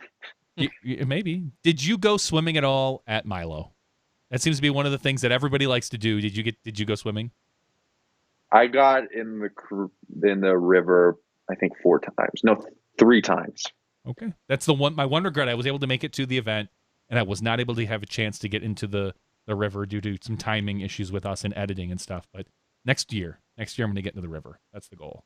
It's all too obvious to say that this whole Oregon swing this year, with the fact that we got to have the Blue Lake event back, the Portland Open, to have that back, have Beaver State 2 weeks later, is there anything you would change or adjust? Do you love a week off in between? Do you want to see a B tier in between? Do you care? Like, what, if you were drawing up your dream schedule next year, same weekends, same order, all that, or was there anything you'd change up?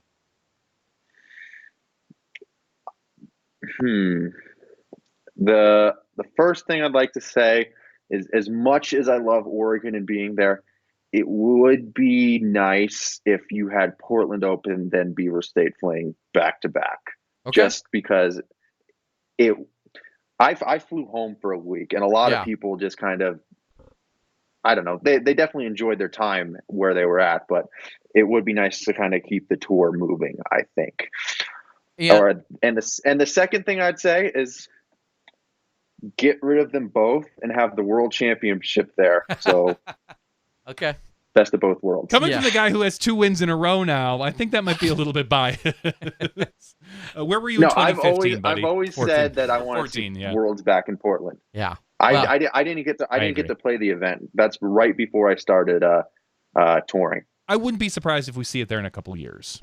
Yeah. So we're going to start wrapping up, but quickly, I will say, I think at one point those 2 were scheduled back to back.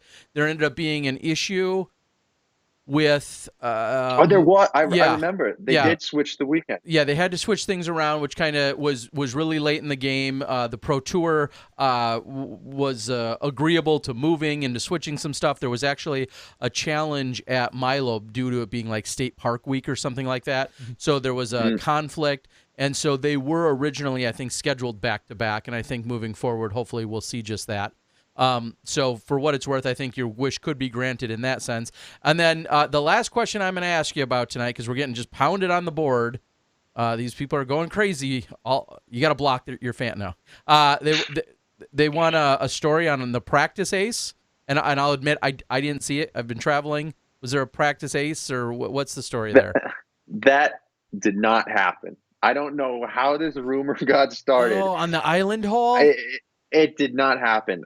Okay. What did happen was that's hole 10, right?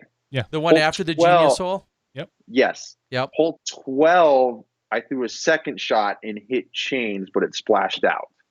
Hole 12 is As the a other practice shot. island hole. Yeah, that's It's the the shorter, other reachable. island. I did not ace the long island. Okay, it's funny now that you say it because while I was at Tournament Central, someone said like, yeah, somebody aced 10 today, meaning that first day of competition, and then they said how you aced it in practice, and I'm like, that's like one of the least likely aces, you know, I mean, it's only someone of your power can, but like that's literally like hitting the lottery like Sunday or Saturday night and then turning around and hitting it again on Wednesday. Like that's just not going to happen. Seriously. Yeah, Andrew Exactly. Andrew Nava got hole 12, which is this for much for an shorter ace, island the shorter, hole. which is only 400 feet.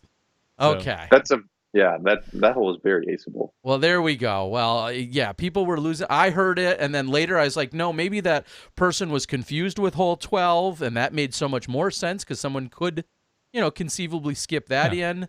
But, okay, well, I'm glad we put that one to bed. That's a good one to end on. All right, final shout-outs. Anything else you'd like to say?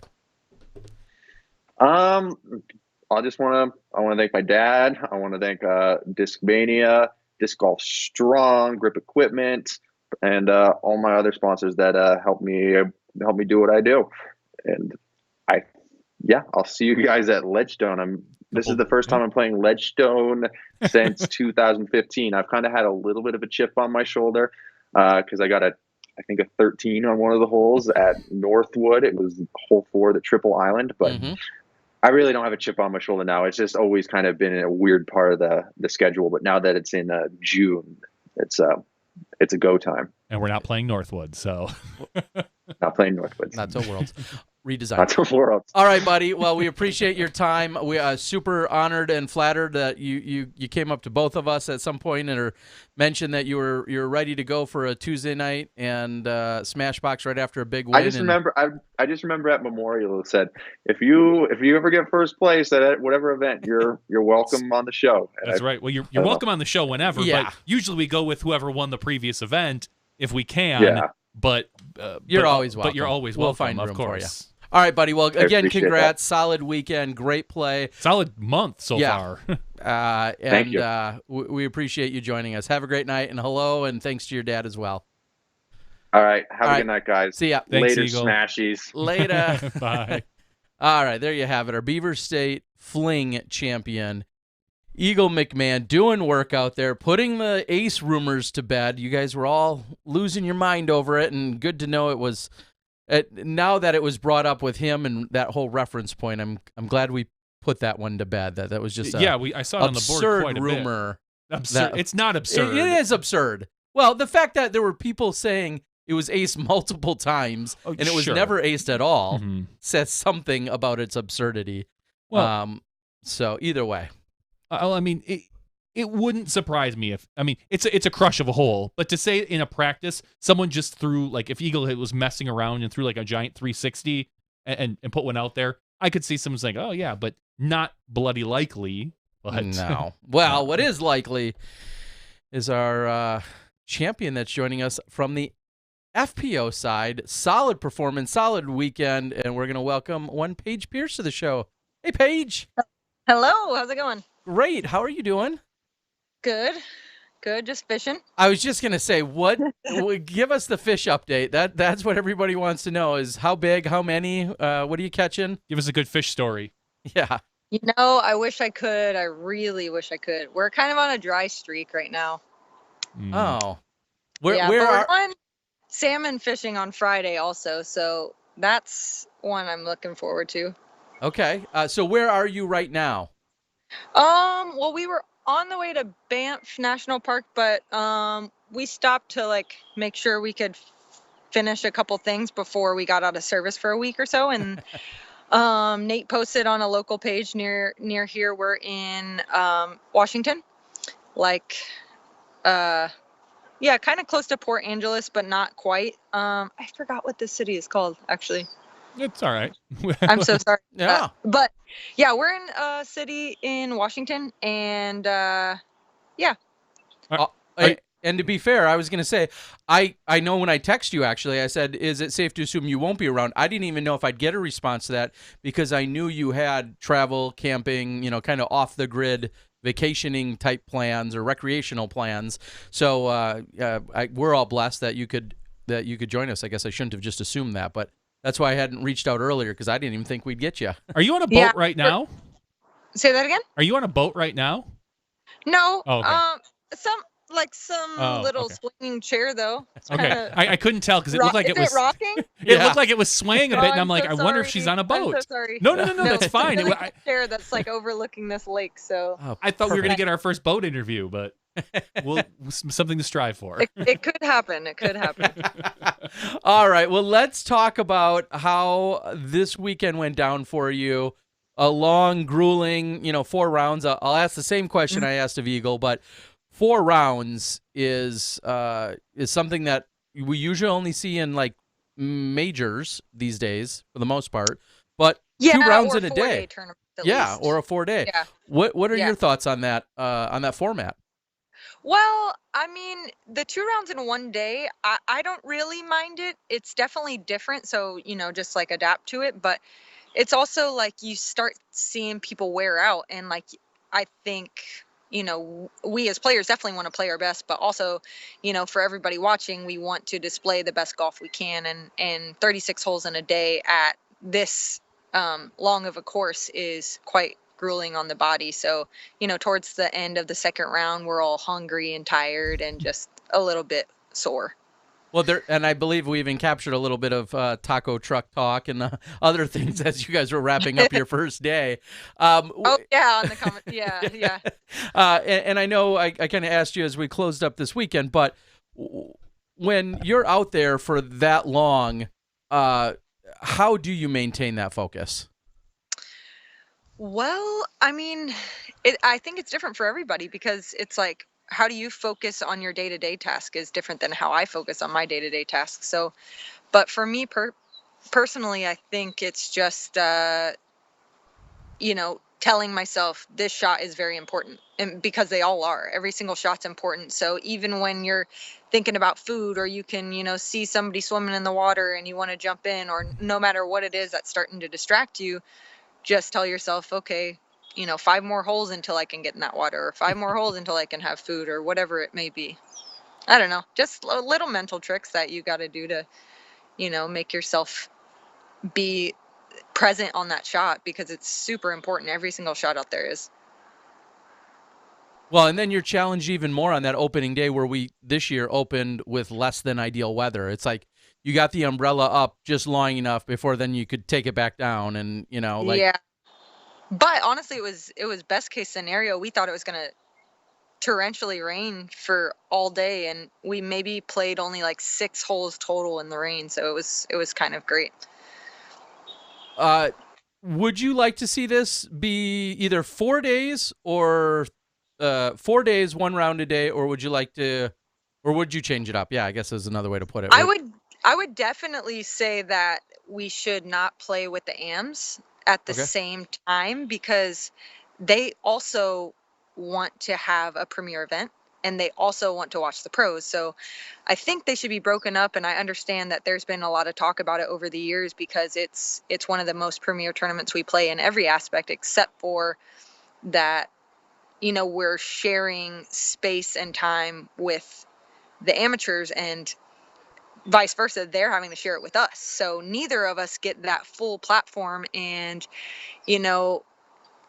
I think there's some talk about it changing, but it takes a lot more volunteer work. And so that's kind of hard to come by. But Portland has a huge disc golf scene, and, a lot of us pros, it's like our favorite stop of the whole tour. And to only see 80 pros play it is a little bit sad, I think. And I think for those of you that don't know, usually what happens is, what I found out was on Friday, the A-tier portion, the Masters play with the maybe even the Grandmasters. I'm not 100% sure, with the FPO on the course. But then Saturday and Sunday, I believe all the other groups play the opposite times as the end, or the disc golf or the Yeah, the NT, the NT. Yes. And so it limits the field size. I had thought about that as well, because I would talking to Terry. I'm like, oh, it'd be really fun to come and play, and then on my off time film, and I was looking around at the end of the day at all the people that were there at the booths and the stuff like that, and I was thinking, I wonder if splitting it up would take away from some of this, because everybody comes. Also, it didn't even feel like we were at the same event sometimes. You're like right. I didn't even see certain people because, we're all going out at different times. They have a women's clinic the day before the tournament. It's called Disc Golf or Die, Women's League. And we had probably 60 plus women. And, a lot of them were like, good luck this weekend. I'll be out there, but I'm playing AM, so I probably won't see you. And it's like, that part kind of is a bummer because, I think we're all trying to grow the sport. And if you want to grow the sport, I think we need to be like unified in where I don't know. I think that when you look at the PDJ registration and you see 70 tournaments on one weekend, it's amazing. You're like, holy cow, there's 70 tournaments this weekend. But also it's like we're everywhere. So how does like a corporate level sponsor think, I want to sponsor that one? How do they go down that list and choose which one's more important, rather than if we were all, kind of more unified? I think it would be better in general, but that's just my opinion. And Jeff Middle and Jeff Haggerty run a great event. Everybody goes every year. It's the best course. It's great payout. It's world class. It's just, it could be bigger numbers wise as far as the AM size and the pro size. So I think it would be beneficial to split it up. And I think it's the same argument we had when they split up Worlds years ago. It's like there's that whole family atmosphere, and what would happen to the fields when they split, and you don't know until it happens. And I could definitely see your perspective in that. I think we could bring in more pro players with separate weekends, and maybe then get even more spectators, or not. I don't know how it would work out until it happens. Yeah. Well, and yeah, true. And sometimes change is scary. Sometimes change is great, but it's just that transition period where you're like, oh, well, you never done this before. How do we do it? But really, if you just go with it, they obviously know how to run a great tournament. So I know they'd be capable of running 2 great tournaments.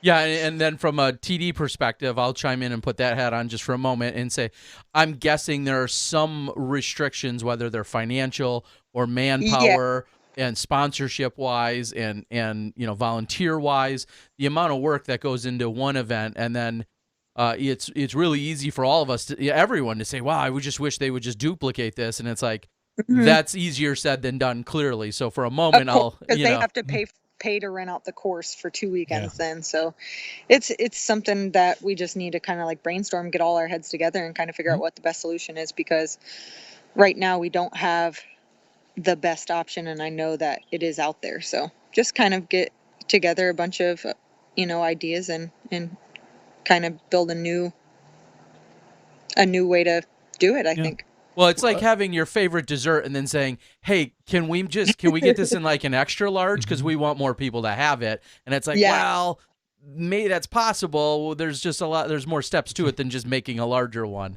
Right. So you got ingredients. Exactly. So I was gonna say, let's talk about the final round of the event. You went into that round, I believe, with like an 8-stroke lead.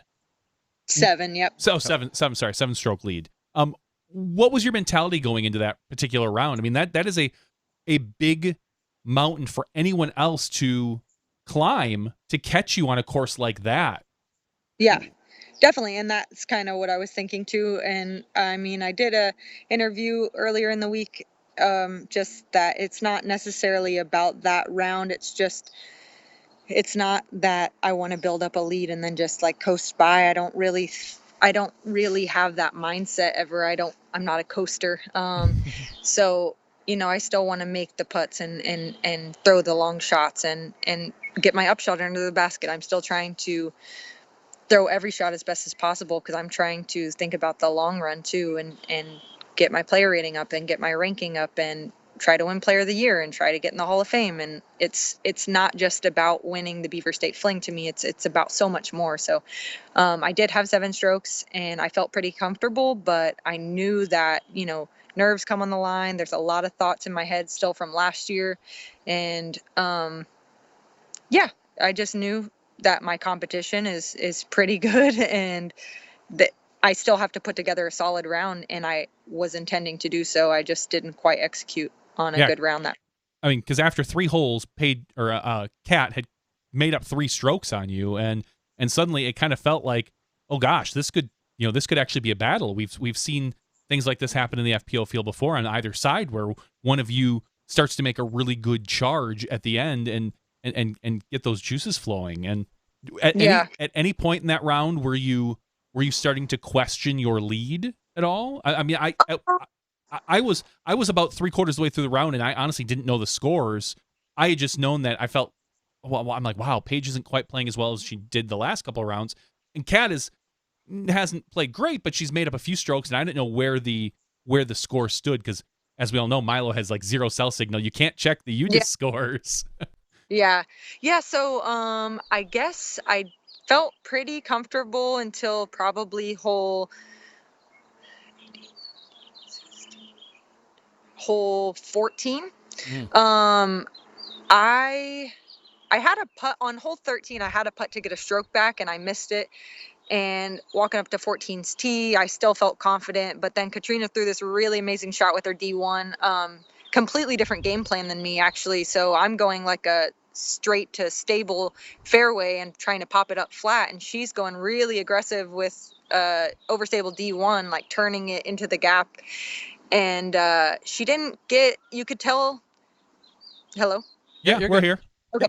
You could tell that she didn't get quite as close as she wanted to, because it kind of just found the ground before it started hyzering back, but she was still inside circle 2, and I was not at a makeable distance. And I pitched my upshot up there and assuming that I'm going to take a 3.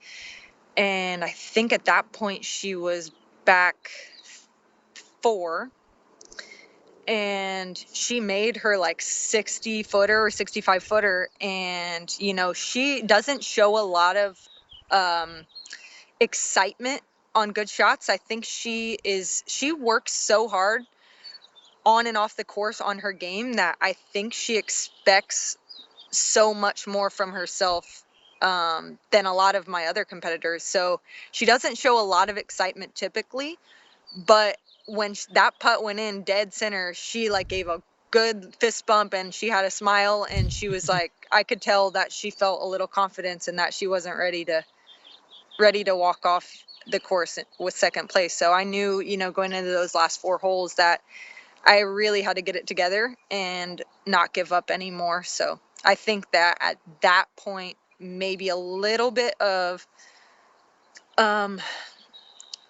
fear or nerves or something like that, but I knew I still could just match her on those and walk away with 3 strokes still. Yeah, so when she hit that putt, that brought her to within 3, as you were saying, at that point, and then you guys went to the next hole and you throw just such a beautiful shot off the tee, and then she struggles to kind of get up and down, and then misses one inside 10 feet or so. Yeah, we all kind of missed some shorties on that one. I think that was actually the moment that we had a gallery, and kind of something to do with what we were just talking about the field size and playing at the same time. Not only are we playing at the same time as the AMs, we're also playing at the same time as the MPO. So early in the round we had 2 spectators, and it was kind of sad to see, because it's one of our biggest events of the year, and there's no parking spot. There's no parking spot, and there's probably 8 different parking lots. Like, there was so many people at the course, but the galleries were kind of spread out. And so right about that time is when the men finished, and so their gallery came over to us, and we probably had then 100 people, and coming down the stretch, strokes are going left and right. Now we have a gallery, and just some nerves. I think we all kind of missed some short putts. Jennifer made about a 15-footer, and that was the longest putt we hit on that hole. Yeah, at least for me, I knew things were really tight, But at that point, I was like, okay, that might have halted a charge that she could really make because you just had a few holes left to go. It felt like that was a really deflating moment, to see her miss that Yeah. short putt. She still could go 2-2. Two even. Yeah. Yeah, she could. And I've seen her get a roller up there, and she clearly almost did again. Uh-huh. So, yeah, it still wasn't over after that. And I just wanted to get at least one of the next 2 holes. And, that kind of also played into it was me replaying last year and how on those last few holes, I thought it was mine. And on those last few holes, she just came out swinging. And, yeah, different story last year. I tried to tell myself this is a new year. Don't think about that. It's completely different. Let's paint a different picture this time. And you said for hole 18, you had almost an identical putt to finish up the round? Yes, I did. Yeah. Yeah. Walking up to it, I like had the same feelings even. And it's still like, I still haven't fully like replaced it in my head yet. But I've watched, doing commentary with you, I've rewatched it a couple times and seen the photos, and yeah, it's like the exact same photo, just in a, different demeanor on my body and a different outfit. But it's kind of crazy that it ended up that way, and that I got to kind of rewrite the story a little bit. Was that putt important to you? I mean, clearly you had a couple strokes. You could have laid it up and not even tried it and tapped it in. I actually asked my caddy that walking up to it. I said, I have 2 strokes, right? Because she parked it on hole 17, and so she got another one. And so I was only up by 2 going into 18, and I know it's not an aceable hole, but she could do it. So I'm thinking, okay, the worst thing I can do here is get a 4. And she puts down a roller. We see it turning around the corner. I just don't know how far it gets around the corner. And when I'm walking down there, there's some gallery members behind us, but there's also some like lining the green. And I said, how close did Katrina's get? And somebody said inside circle 2. And so, she had just made a couple of those. I wasn't feeling like she wasn't going to make it, but I thought there's no way I need to do anything crazy here. Just put it close. If she hits it, then I can even lay that one up, or then if she doesn't hit it, then I can lay that one up. But if she does, then obviously I have to make it. And she didn't make it, but I still and so I thought about laying it up for a moment, and I was like, you know what? No, I'm sick of being scared of the basket. I'm just going to put this one in and, end it. Now, I think your caddy needs to get you disc. Yeah, because we were just saying that you had 3 strokes going into that last hole, not 2. So there was even less of a worry, so to speak. It didn't matter. No, I know. At least 2 strokes, but yeah, I mean, and he had you disc, like you said. There's no real there, but yeah, I just wanted to kind of make sure and. Just, exclamation point. That's Stamp right. it and send it on. Send it. Format that last year and input the new file into your head. Yeah. So to take this one down, I mean, you've of course had so many impressive wins, and then you've come up short at this particular event in just the few recent years. But you've had so many impressive wins throughout your career. I don't want to say is this just as good as any other win, but how does this affect you mentally, if at all?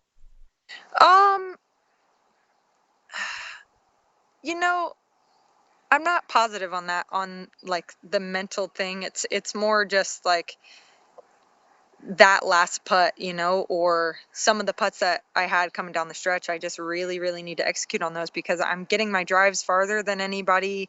And then I'm leaving myself with the hardest putt, or, what seems to be the hardest putt to me, and I'm missing them. And, I'm continuously the last one to throw their upshot, but getting the worst score or getting, a bogey still. And it's not okay with me. My short game definitely needs work, and I've been working on it every day, but it's a lot of just trusting it too, and having that confidence on the course, because, we've thrown these shots thousands of times, in casual rounds on the practice field, whatever it may be. But, it's something different when there's pressure. And, I think that's the biggest thing that I need to focus on practicing on.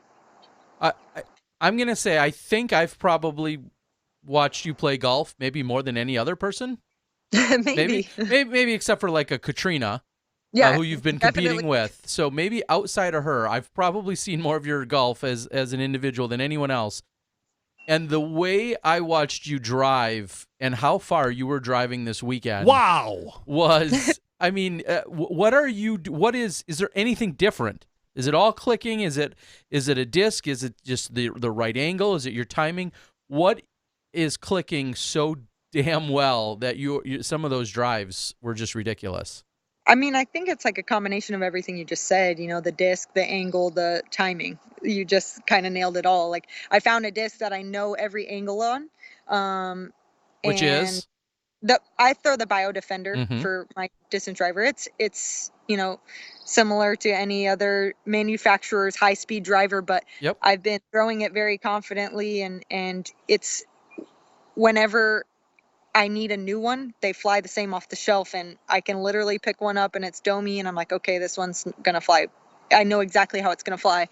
And so it's kind of just getting more and more and more reps in with these defenders, and really knowing how much this is different than this. And so I can like hit it on the perfect angle at the right timing. I think that's kind of just the key, just figuring out the disc and how it works with my body more so every day.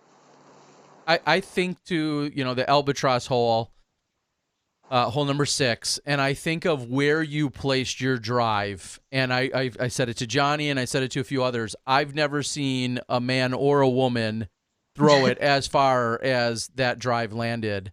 And then I think to a few holes later on hole 9, the one after the island on that course, hole 9.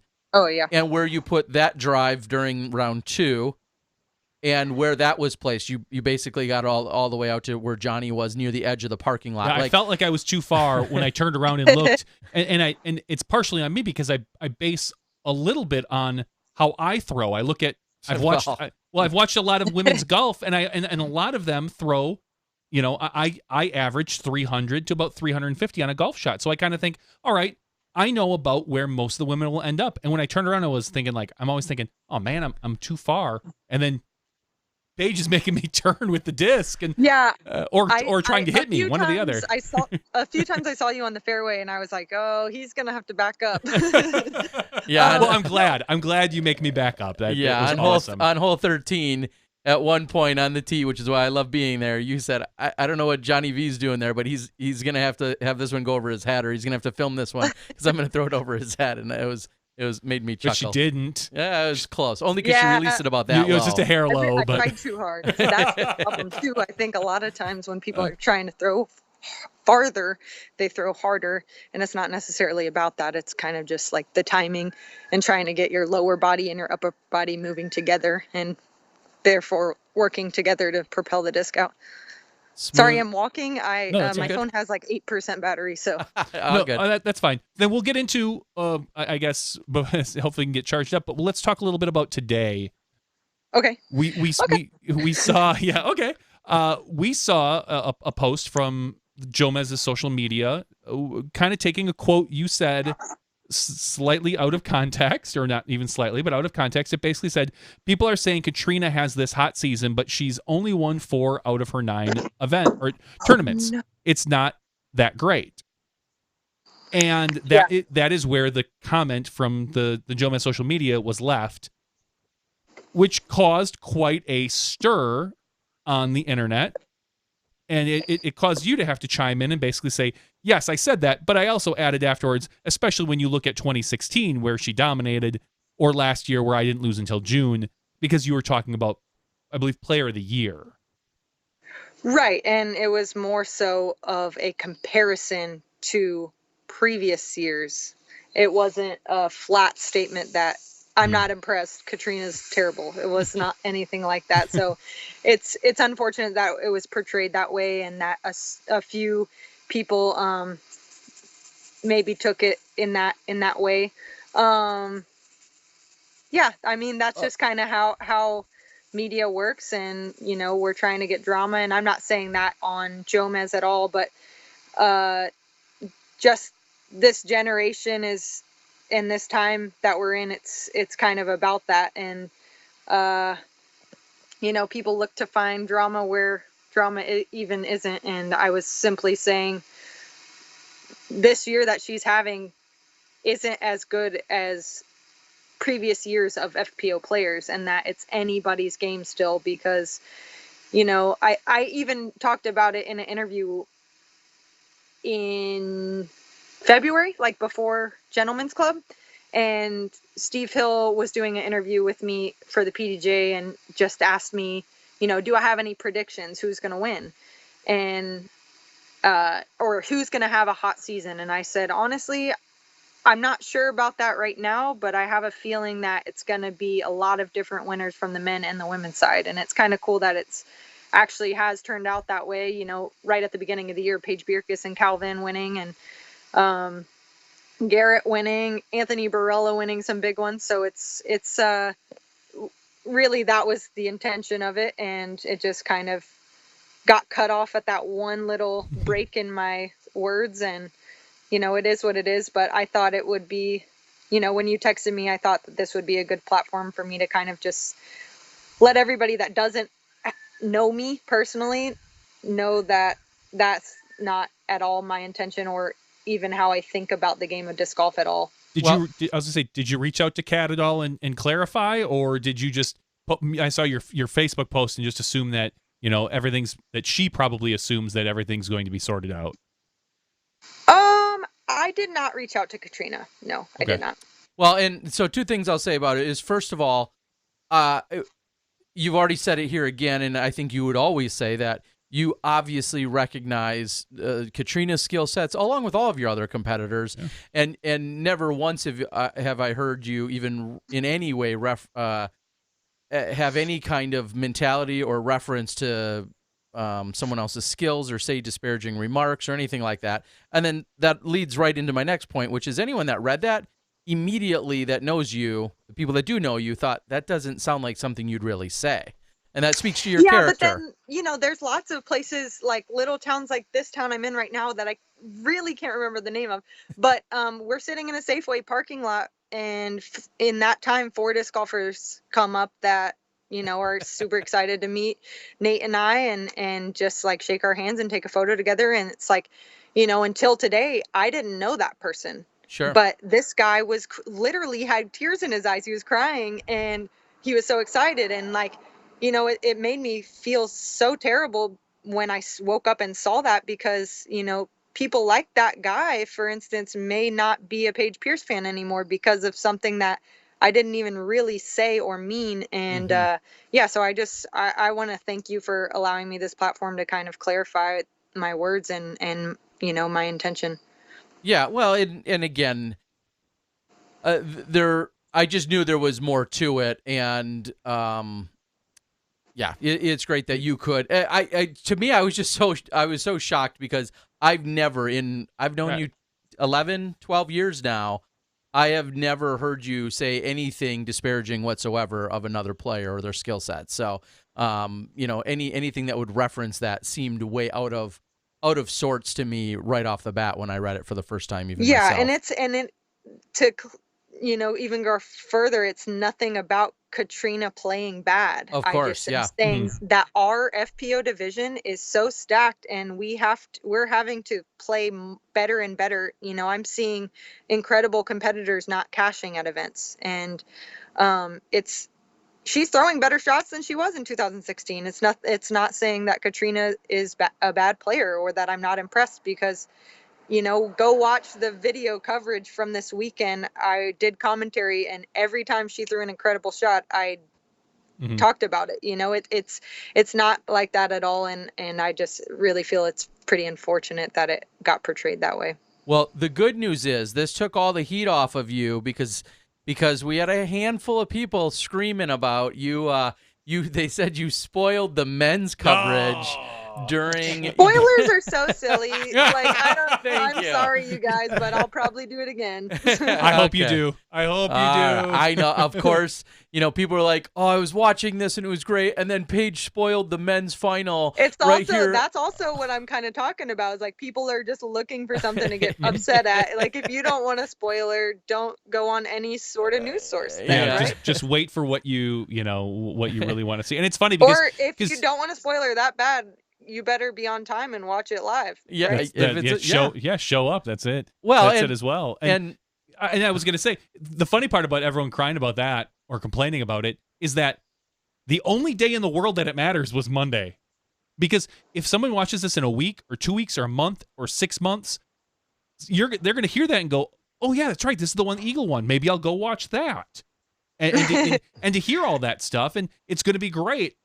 It's the one day that people are like, "Oh man." It was spoiled for me as well, I'm on the course and I hear the gallery erupting and I'm, a mile and a half away wishing I could be seeing this. I saw that Seppo hit a 60-footer to save par and Yep. that's a spoiler for me too, but it's just you choose how you want to look at that spoiler. If you want it to be a negative thing or if you want it, you're like, "Oh, whoa, I didn't know Eagle won, sweet." Yeah, Yeah. you could have skipped your last few holes and went to watch the men, but instead you chose to stay and win. Right. Well, and it's funny because, and I'm not going to play victim here, but it's like I'm damned if I. So people say, "Oh, let's get the coverage out, next day coverage, blah blah blah." I worked really hard this weekend, as did Johnny and Ben and you guys, to get the footage, to get it edited, to get commentary on it, to release it as soon as possible, and then people are complaining, "Well, I watched this before I watched the men's." Well, I'm sorry. I'm sorry I busted my How ass fast for do you. you want I'm this sorry, coverage? Terry. That's obviously my fault, not yours. I'm sorry that people got mad at you for my work. No, Well, as a no, they got punishment- mad at you too. So. As a punishment, you're going to have to do I'm more trying to make them commentary feel to like learn. they're there and like give you the play-by-plays. It was that's what awesome. commentary was for. Well, Yeah, it is, and that's funny because as others said, like, "Oh, Terry should have edited that out." I'll tell you guys something. I don't have time after all of that editing, and then Paige and Zoe sit down for an hour and a half and give us more of their time to do commentary. That needs to get rendered and then put on the internet. I don't have time to sit and spot check. They're professionals. I don't have time to sit and check what That's they did. right. I'm not about to censor you, Paige. You say what you want, girl. Okay. I know, and as a punishment, you're going to have to do commentary for at least 3 more events this year. And Yeah. We're covering until the you get it women right. again. I'll do it for sure. So to walk us through commentary a little bit. I mean, I have to, you guys were so gracious. Not only did you do the commentary for us before you went and played your rounds the next they day, hosted for but us. you guys, welcomed us into your glorious Airbnb there, so that we had a little bit of workspace. But walk us through that experience of playing on the lead card, and then kind of reliving it, 18 hours later, and then going out and playing more golf. Well, I mean, I think it's really good because you can like analyze the tape. I think one thing, but it's kind of hard to fix at this point is, if you think about a basketball team, they're definitely watching tape, and football, they're all watching tape, but I don't know this. This is a guess. I don't think they're watching tape at halftime, They're just trying to focus on the second half.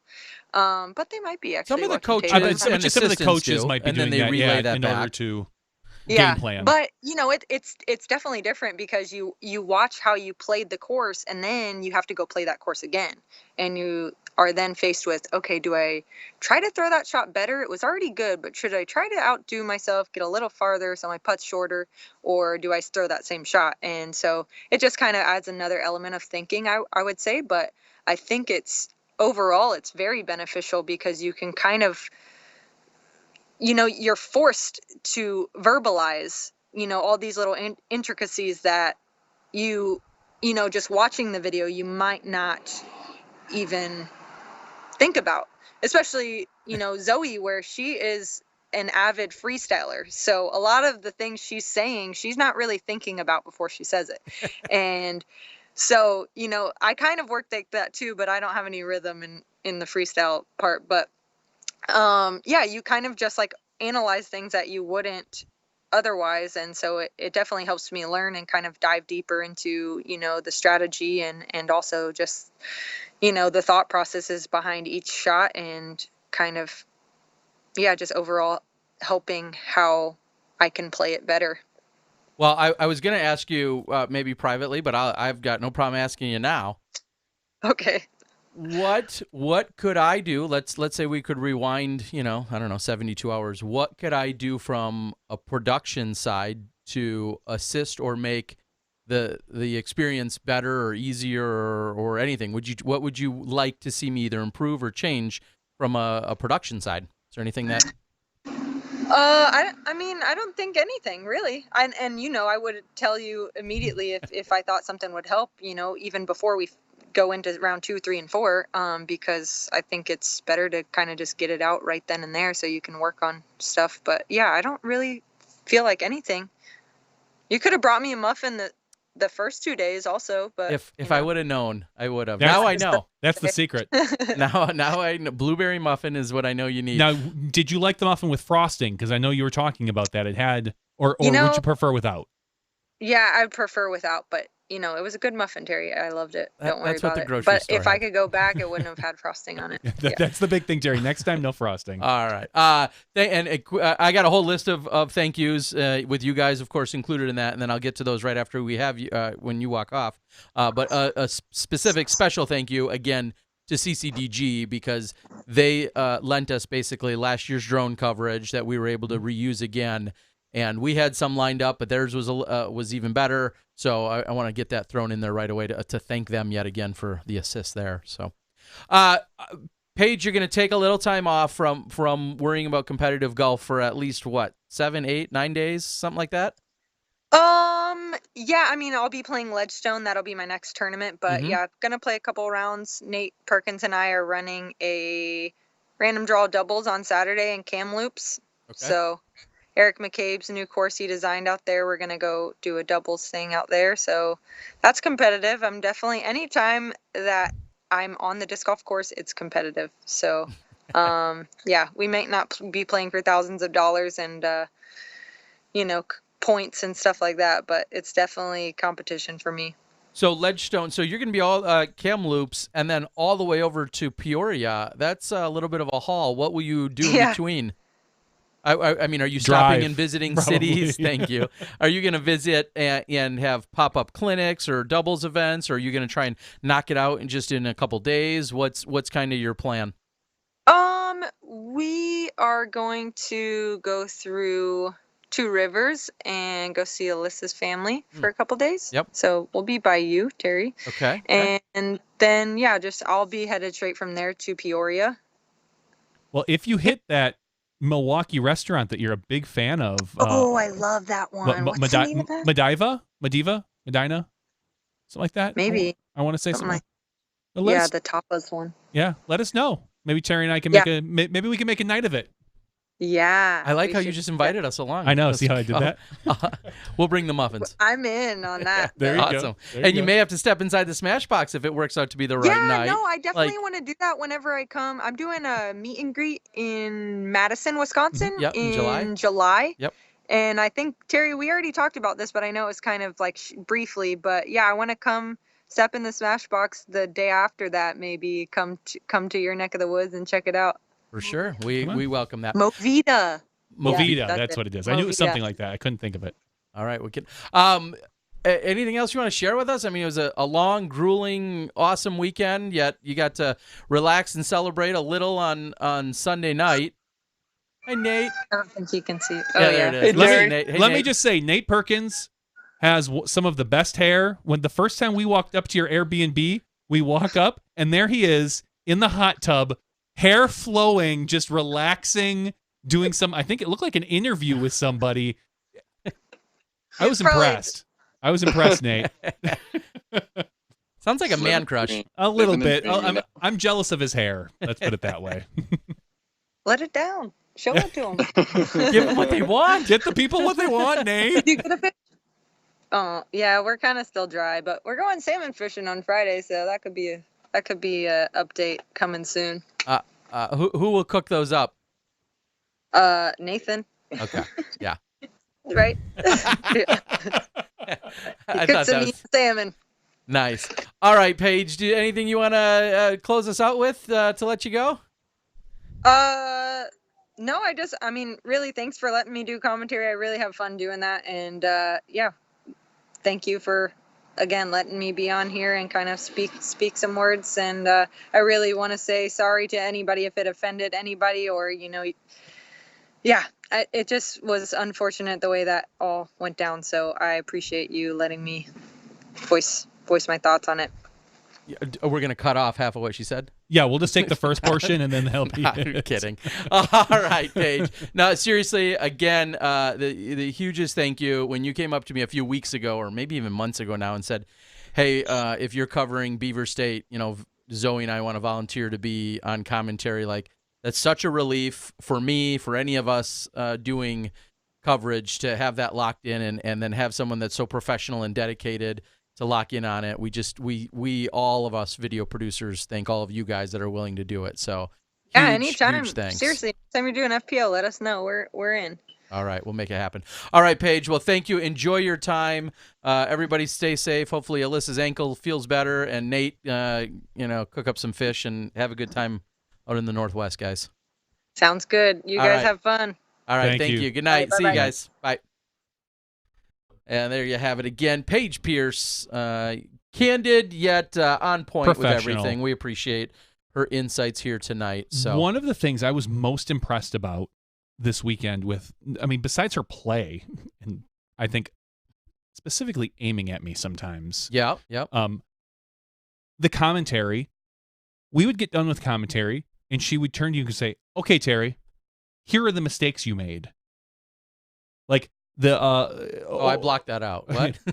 just things like, we messed up a number on the whole preview. Like, it was 550. It was really 455 and not 555. Like Johnny put on there. Or I noticed that this was slightly off, or this was wrong, and she literally, as she was doing commentary, made a list of some of the mistakes that were in the video so that we could fix them. And I'm just thinking, how many pros would just kind of breeze through that and never let I'll say the videographer know, and just say, okay, cool, I got the commentary down, you do your thing. But she had a list. She pulled up her phone and she's like, this was wrong, I think this could be changed. 100%. There's nothing I love more than people pointing out my mistakes. I try to do it frequently, and when I nail them, I nail them. Yeah, no, like a cat. In all seriousness, she was. They were awesome. Her and Zoe, great to have. And without going off on too much of a tangent, I will say it's great that we're still seeing groups and combinations of commentators either grow, improve, get more comfortable, realize they love it, realize they hate it, and everything in between. I mean, now we're seeing more and more. And of course, everybody clamors over, their love and admiration for Big Sexy, and I can appreciate all of that. But we have to realize, they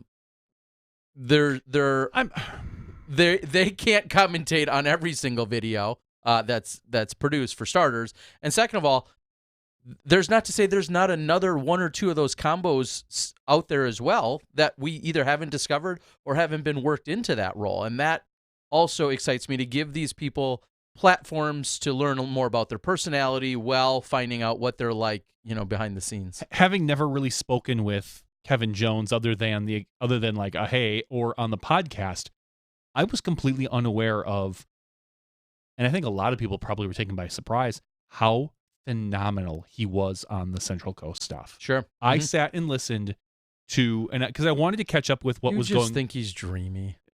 No, I save that for Kale. No one's going to replace Kale in my heart.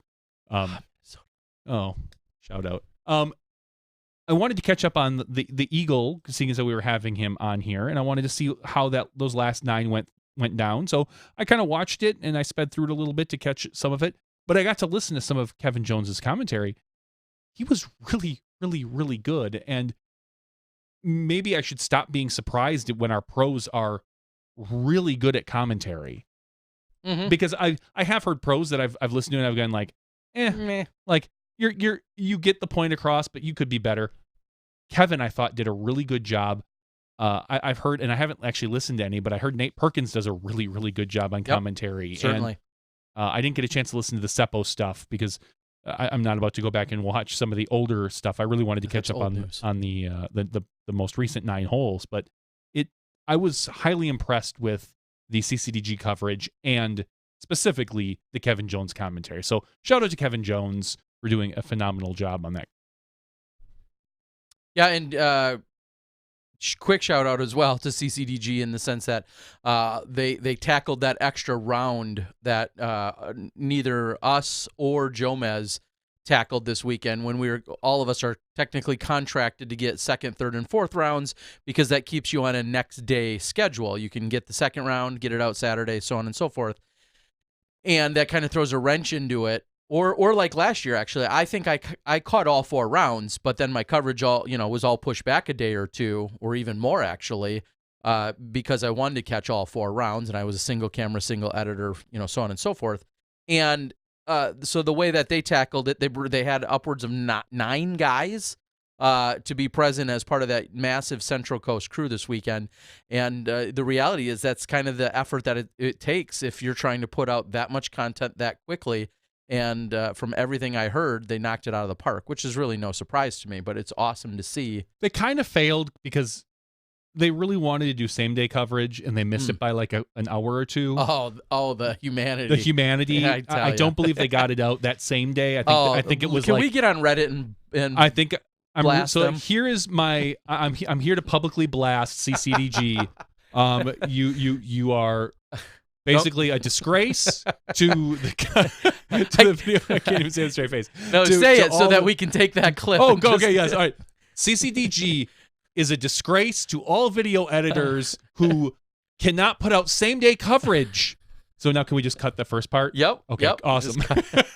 That's exactly all you need to do. It was really good to get to see Ian. I got to give him a big hug when we ran into him, which is about the only time I got to see him, considering they were so busy.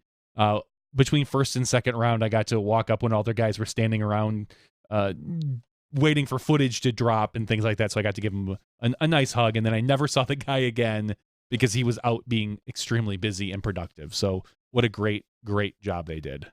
Can we get on to the more serious parts of tonight's broadcast? Eagle McMahon has reaccepted my friend request. I am officially back in. Thank you. Eagle, you did not wait long enough. I really wanted to see Terry sweat it out. Yeah. Well, he had a good story for, allegedly unfriending a bunch of people. Well, I mean, I'm the one that brought that up. I saw it last week, and I was just slightly shocked I made the cut.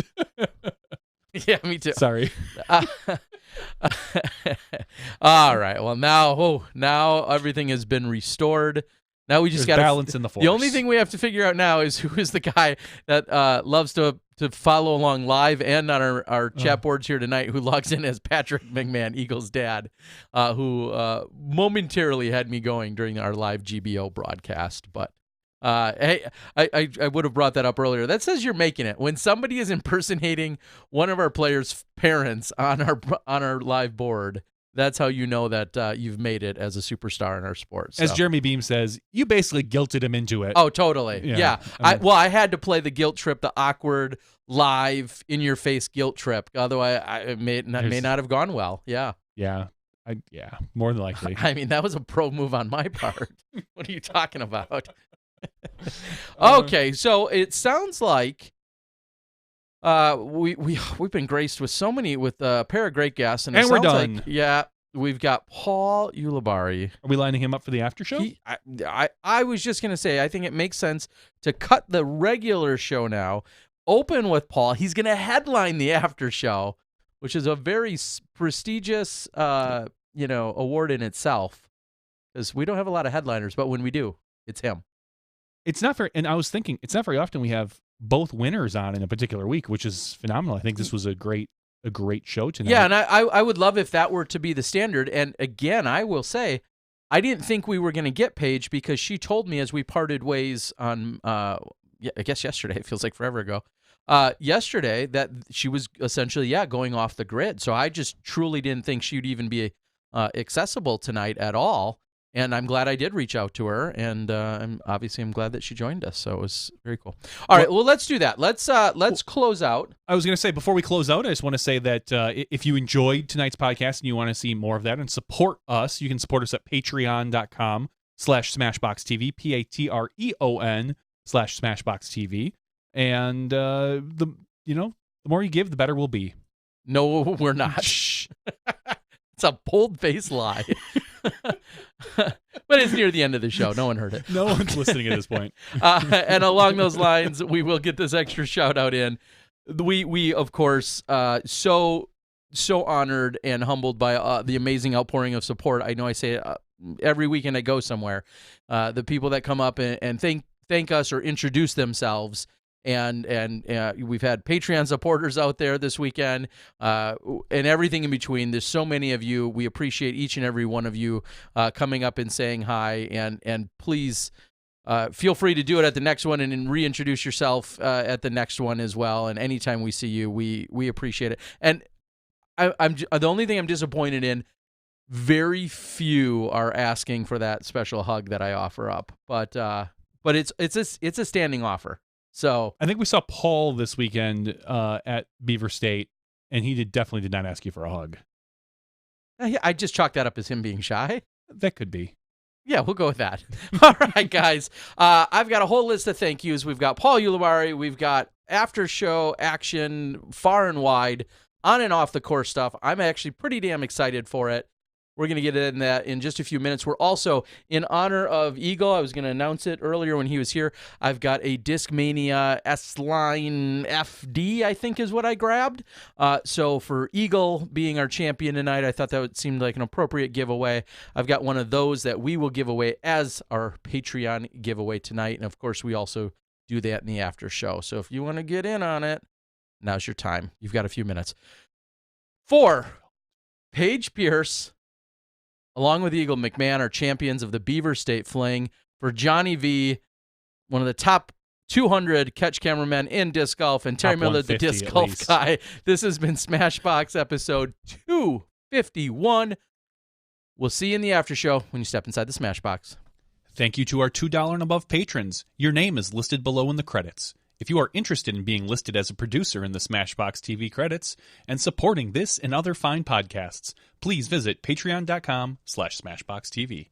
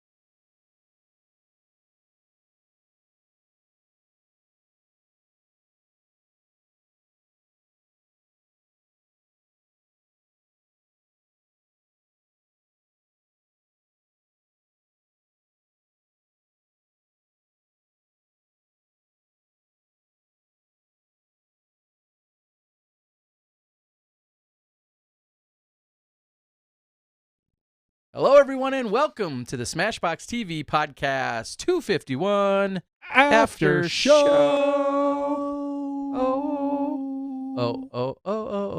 Oh.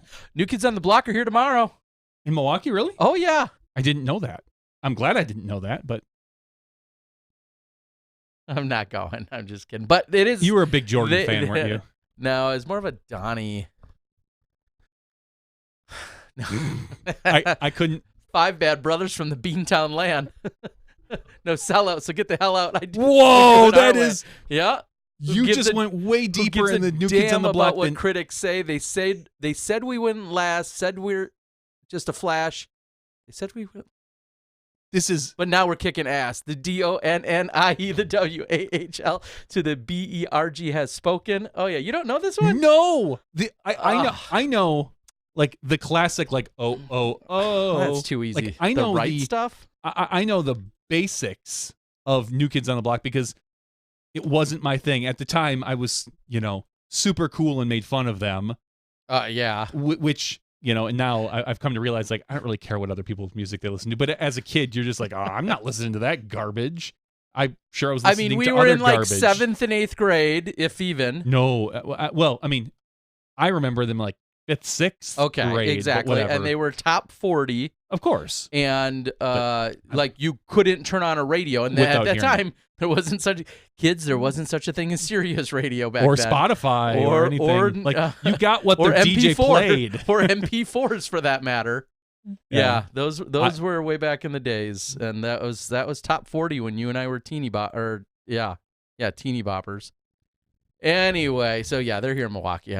Random tangent. All right, so I really wanted to open the other show, and we didn't, but I have to and want to definitely list off this weekend at the Beaver State Fling, and we're going to get to Paul Ulibarri in just a few moments. This weekend at the Beaver State Fling was so awesome and special because of the place and the people and everything else. The only way both post-production and just even that event happen are, of course, all thanks to the NT and the PDGA and the Jeffs and all of the staff. So I rarely do this, but I actually made it a list. First and foremost, we have to thank Troy, who was our host in Portland. Who makes a killer barbecue and killer pulled pork. All while wearing a kilt. While wearing a kilt and a leather apron for his barbecue. It was delicious. It was. Thank you, Troy. He fed you, yeah. So, Troy, thank you so much. Zoe and I kind of got us in touch with one another, and it was awesome to have a place to establish ourselves for the weekend. And then along those lines, like I said in the regular show, thank you so much to Paige and Dustin Keegan and James Conrad and, listen, all of them, and Nate Perkins, who also shared their Airbnb space with us a little bit, because that's ultimately where they did the commentary, and we very much borrowed their amazing internet in order to make all of the uploads happen. So thank you to all of them, because they didn't have to share their space, and the fact that they did so we could get everything done was great. Johnny V here, who worked catch cameraman, in all seriousness, overachieved. He performed even better than I expected, and then was a help on some of the editing and a little bit. Yeah, it was great. Ben Ferris came in from California simply to do, and I don't want to say simply, but he came in with the sole intention of just doing social media, mainly Instagramming, a little Facebooking, that kind of stuff. Maybe in hindsight, if I was going to dedicate efforts to having someone come do that at an event and really take over my channel for a weekend, maybe a place that has signal would be a better idea next time. But I don't regret bringing him. He was also an extra set of hands to help make sure we had our right equipment packed and carry water and umbrellas, and just was such a huge help. So Ben and your amazing wife, Mrs. Schmoopy, we appreciate it so much that Ben could be available and with us for the weekend. And for Ben, I give him a big fat meow. Yes. PDJ I mentioned, of course, national tour event. Paige and Zoe and the whole family over there. We appreciate all of you guys. And then Paige and Zoe specifically for the commentary. I mentioned the Jeffs, Jeff Haggerty, Jeff Middle. They're always referred to as the Jeffs in terms of running that event. We spent a whole show praising and giving accolades to how amazing that event and that property really is. So thank you to you guys. John helped out. John Brown helped over on the some extra action on FPO2, and he got extra action. We're going to work and share some footage to hopefully get even bonus footage out from what he captured as well. So I want to thank John, who hustled around. I know he said he had a really good time, but he was also a huge asset in being there and being present. So thank you so much to John, and hope to find ways to be able to work together more closely, and hopefully he's posting out there for his channel so we all know where you can go find out his coverage as well. All right. So, and then of course Eagle just now, and Paige for joining us in the show as they earlier did. So that's where we're at. Those are a bunch of thank yous that are well overdue, and I really appreciate all of them. And in our green room, sponsored by Kevin Durant, we have the one, the only, Paul Ulibarri. hey, buddy. Why you're so funny. I know. John. I know. Ouch. 2 athletes that have been, their year has been cut short by injury. Mm-hmm. This sucks, Paul. For both. I mean, it sucks for the NBA, but I don't really care that much about the NBA. I care way more about disc golf, and I care way more about your knee. What's going on, man? What's the status? Well, I mean, a long story as far as status goes. I'm still in the dark a little bit as far as when I'm going to get my surgery and different things like that. But I do know I have a torn ACL, torn meniscus. I've had a torn ACL for about 3 years now, I guess. I didn't know that before. A few years back, I hurt my knee. I don't know if you guys would remember that. It was in the off season. I hurt my knee pretty good. And I did a lot of rehab to be back for the memorial and things like that. And apparently I got misdiagnosed in that time for a slight tear of of my MCL, and it was actually a full tear of my ACL. So without knowing, I've been playing on a torn ACL for almost 2.5 years. And you didn't notice that there wasn't like any sort of lingering pain, or did you just chalk it up to, the traveling woes? No. I mean, the way that, my physical therapist explained it is with an MCL, they normally don't want to do surgery if it's not a full tear. Mm. And that's what they chalked it up to be, as just a slight tear of the MCL. And so that with rehab, you're supposed to be able to, come back pretty good. And I was good. I mean, I felt that way because I did a lot of rehab, and I made, my legs obviously stronger. If I went and played basketball or something, sometimes it'd kind of flop out and it wouldn't feel great or something like that. But that's just knees in general. Mm-hmm. And I never really thought much about it. I guess I did my rehab pretty well. But I got my MRI last week, and my orthopedic doctor told me that it had been torn for years, and that, my last spill in Portland tore my meniscus because my ACL was torn. So definitely, now looking back through the years, I can see how that's affected me. I've lost a lot of distance off the tee, and I chalk that up to kind of old age or different things like that, or basically, touring for almost 15 years straight of 40 tournaments a year. I figured, maybe my body was wearing down. But all in all, I feel like that's a positive to find all that stuff out, to know that, I can come out of this and get my legs strong again, and, almost be, my orthopedic doctor told me that I could be, about 92%. So. Well, and that was going to be my next question. When this is all said and done and everything goes smoothly, because that's what we're going to count on. When it does, and maybe you just answered that. He feels like you're going to be just off of 100%, best case scenario.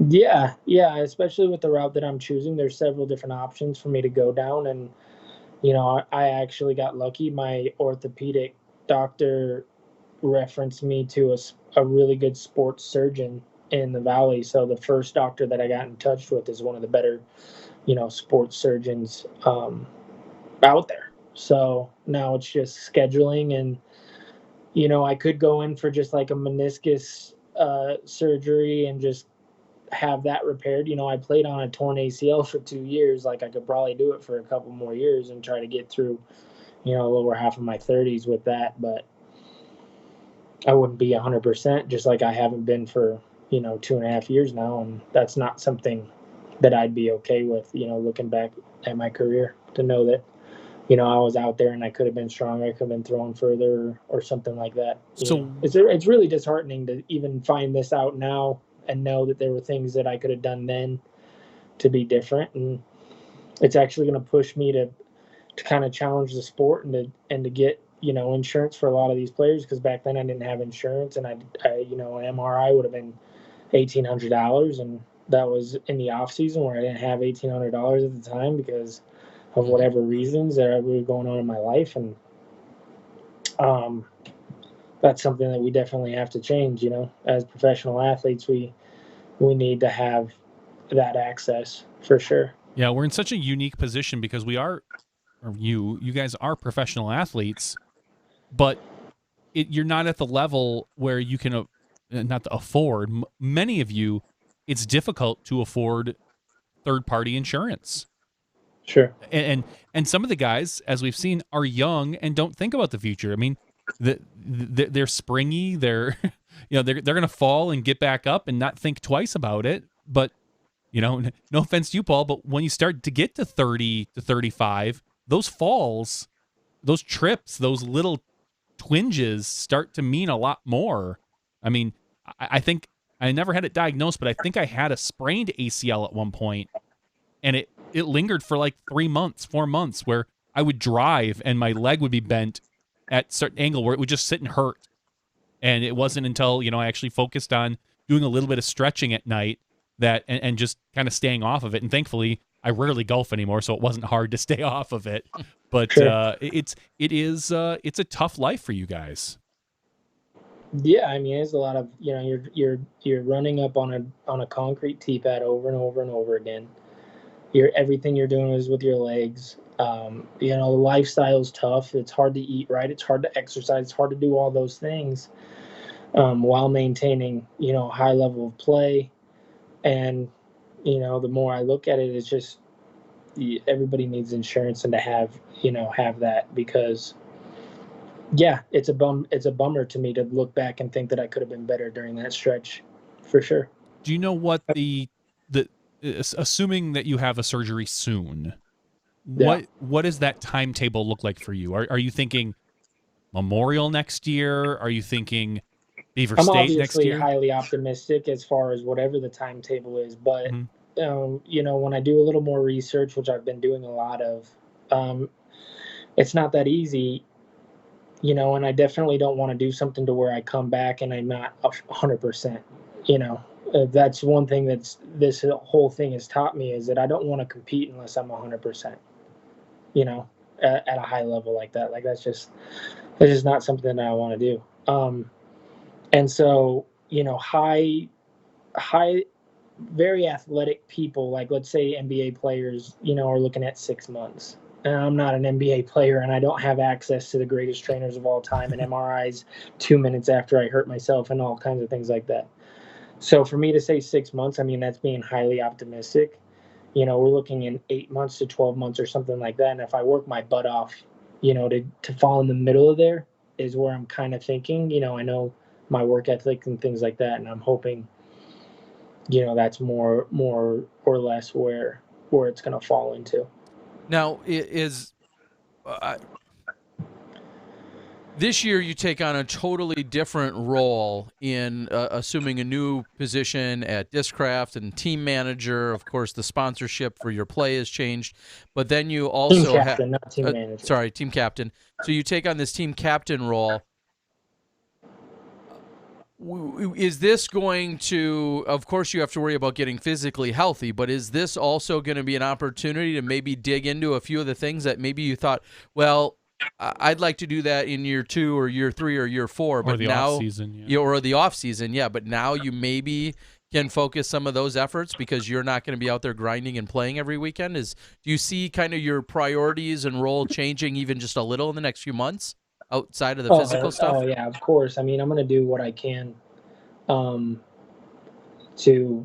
help Discraft, and that's what I set out to do, is be an asset for them to use. And I know that they will use me no matter what my situation is, and I have their support through this whole thing. I'm in close contact with Mike and Bob and almost every other day, so it's comforting to know that they have my back. And I mean, I have to stay busy during this whole time, and I've reached out and we've talked, and I'll be definitely doing whatever it is that I need to do as far as that goes. That kind of goes without saying, I feel like. Yeah, I was just going to say, what do you feel like will be the number one thing with, I hate to call it free time, but with more time or reallocated time, maybe that's the best way to word it, what will be the number one thing that you think you'll tackle that, maybe was on a back burner?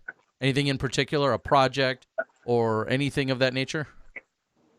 I have a lot of great ideas that I want, Okay. to say that I'm going to do this or I'm going to do that is like, that would just kind of be up in the air as far as those things go. I don't know what it's going to be like. I don't know how much pain I'm going to be in the process, how tired I'm going to be.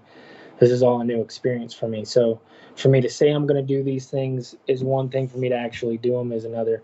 But I'm optimistic in doing a few online classes, as far as like college goes and stuff, to eventually want to get my degree. That's something that I really would like to do.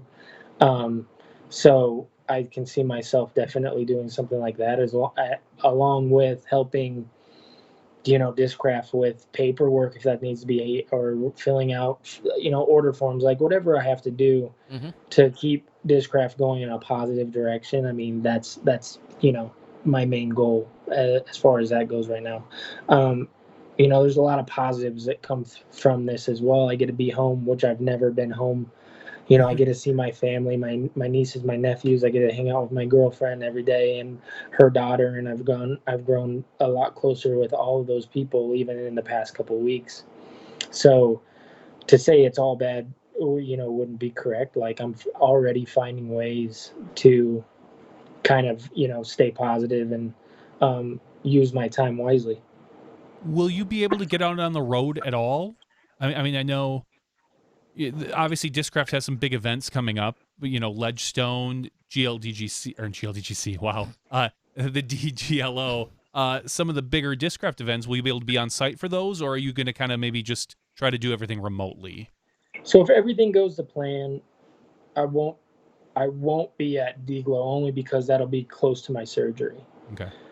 I'm looking at about a month out. They told me 6 weeks, but I'm trying to get in within 3. Like, that'd be best case scenario. I want to get this over with. Um, I've had a lot of support from a lot of people. The Pro Tour reached out to me and gave me the opportunity to do live coverage for Ledgestone and possibly DGLO and some after that as well. I know that Nate and Val are very busy with their brewery, and actually Nate's the one that texted me to ask me if I would be interested. So I'm going to do the best I can to stay involved, with everybody. I don't know what I'll do. I have never missed the tour ever.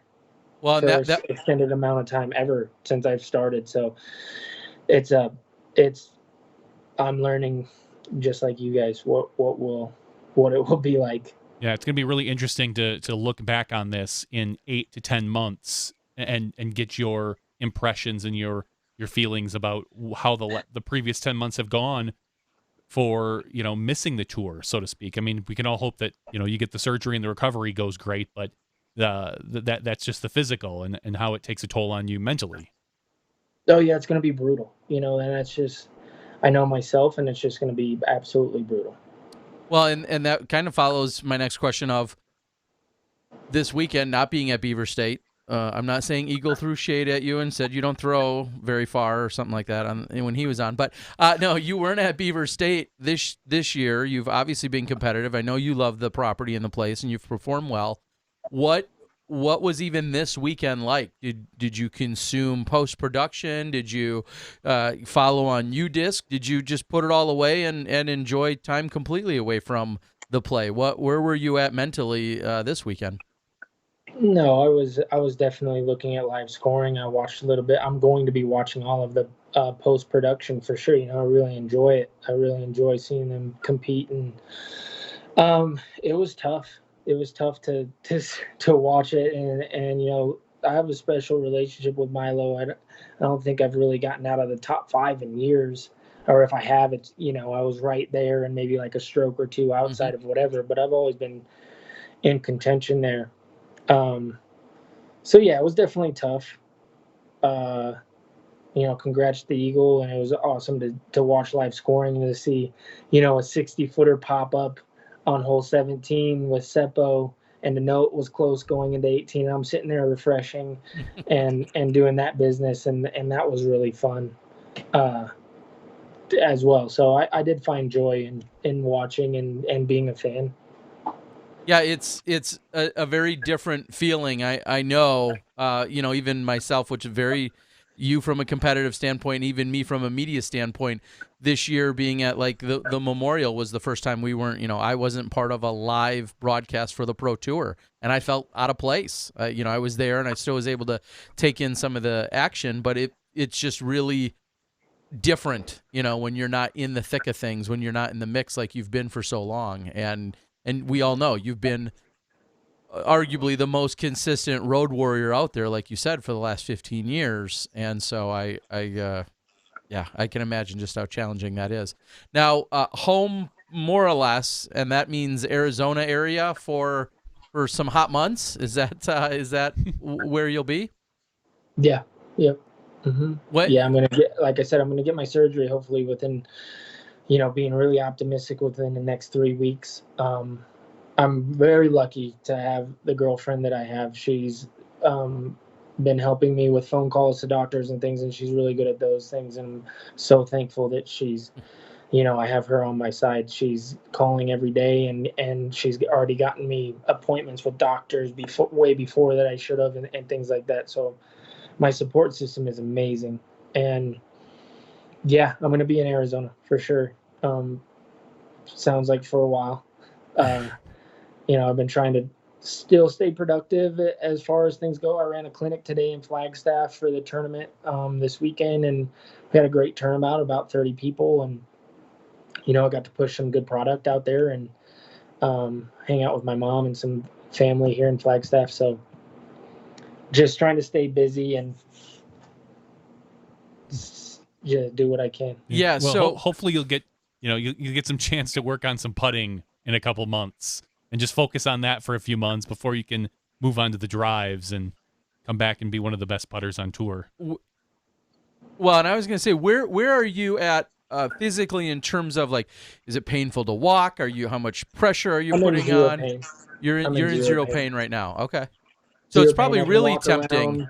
If I were to go and try to throw, I'd hurt myself. I can feel it, that I'm loose, and so that's not an option at all. Okay. It was tough to do the clinic here and to do a couple demonstrations. I had to go really, really slow and not, and I told them before that it happened that I couldn't, do those things. So I'm in zero pain, but the meniscus tear is what hurts, is when it catches on that tear. That's what's painful. I've had a torn ACL for years now, so that's fine. I have no pain there.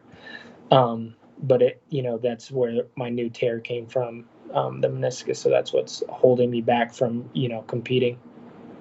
And now I know you also said I've talked to your mom and your brother a little bit.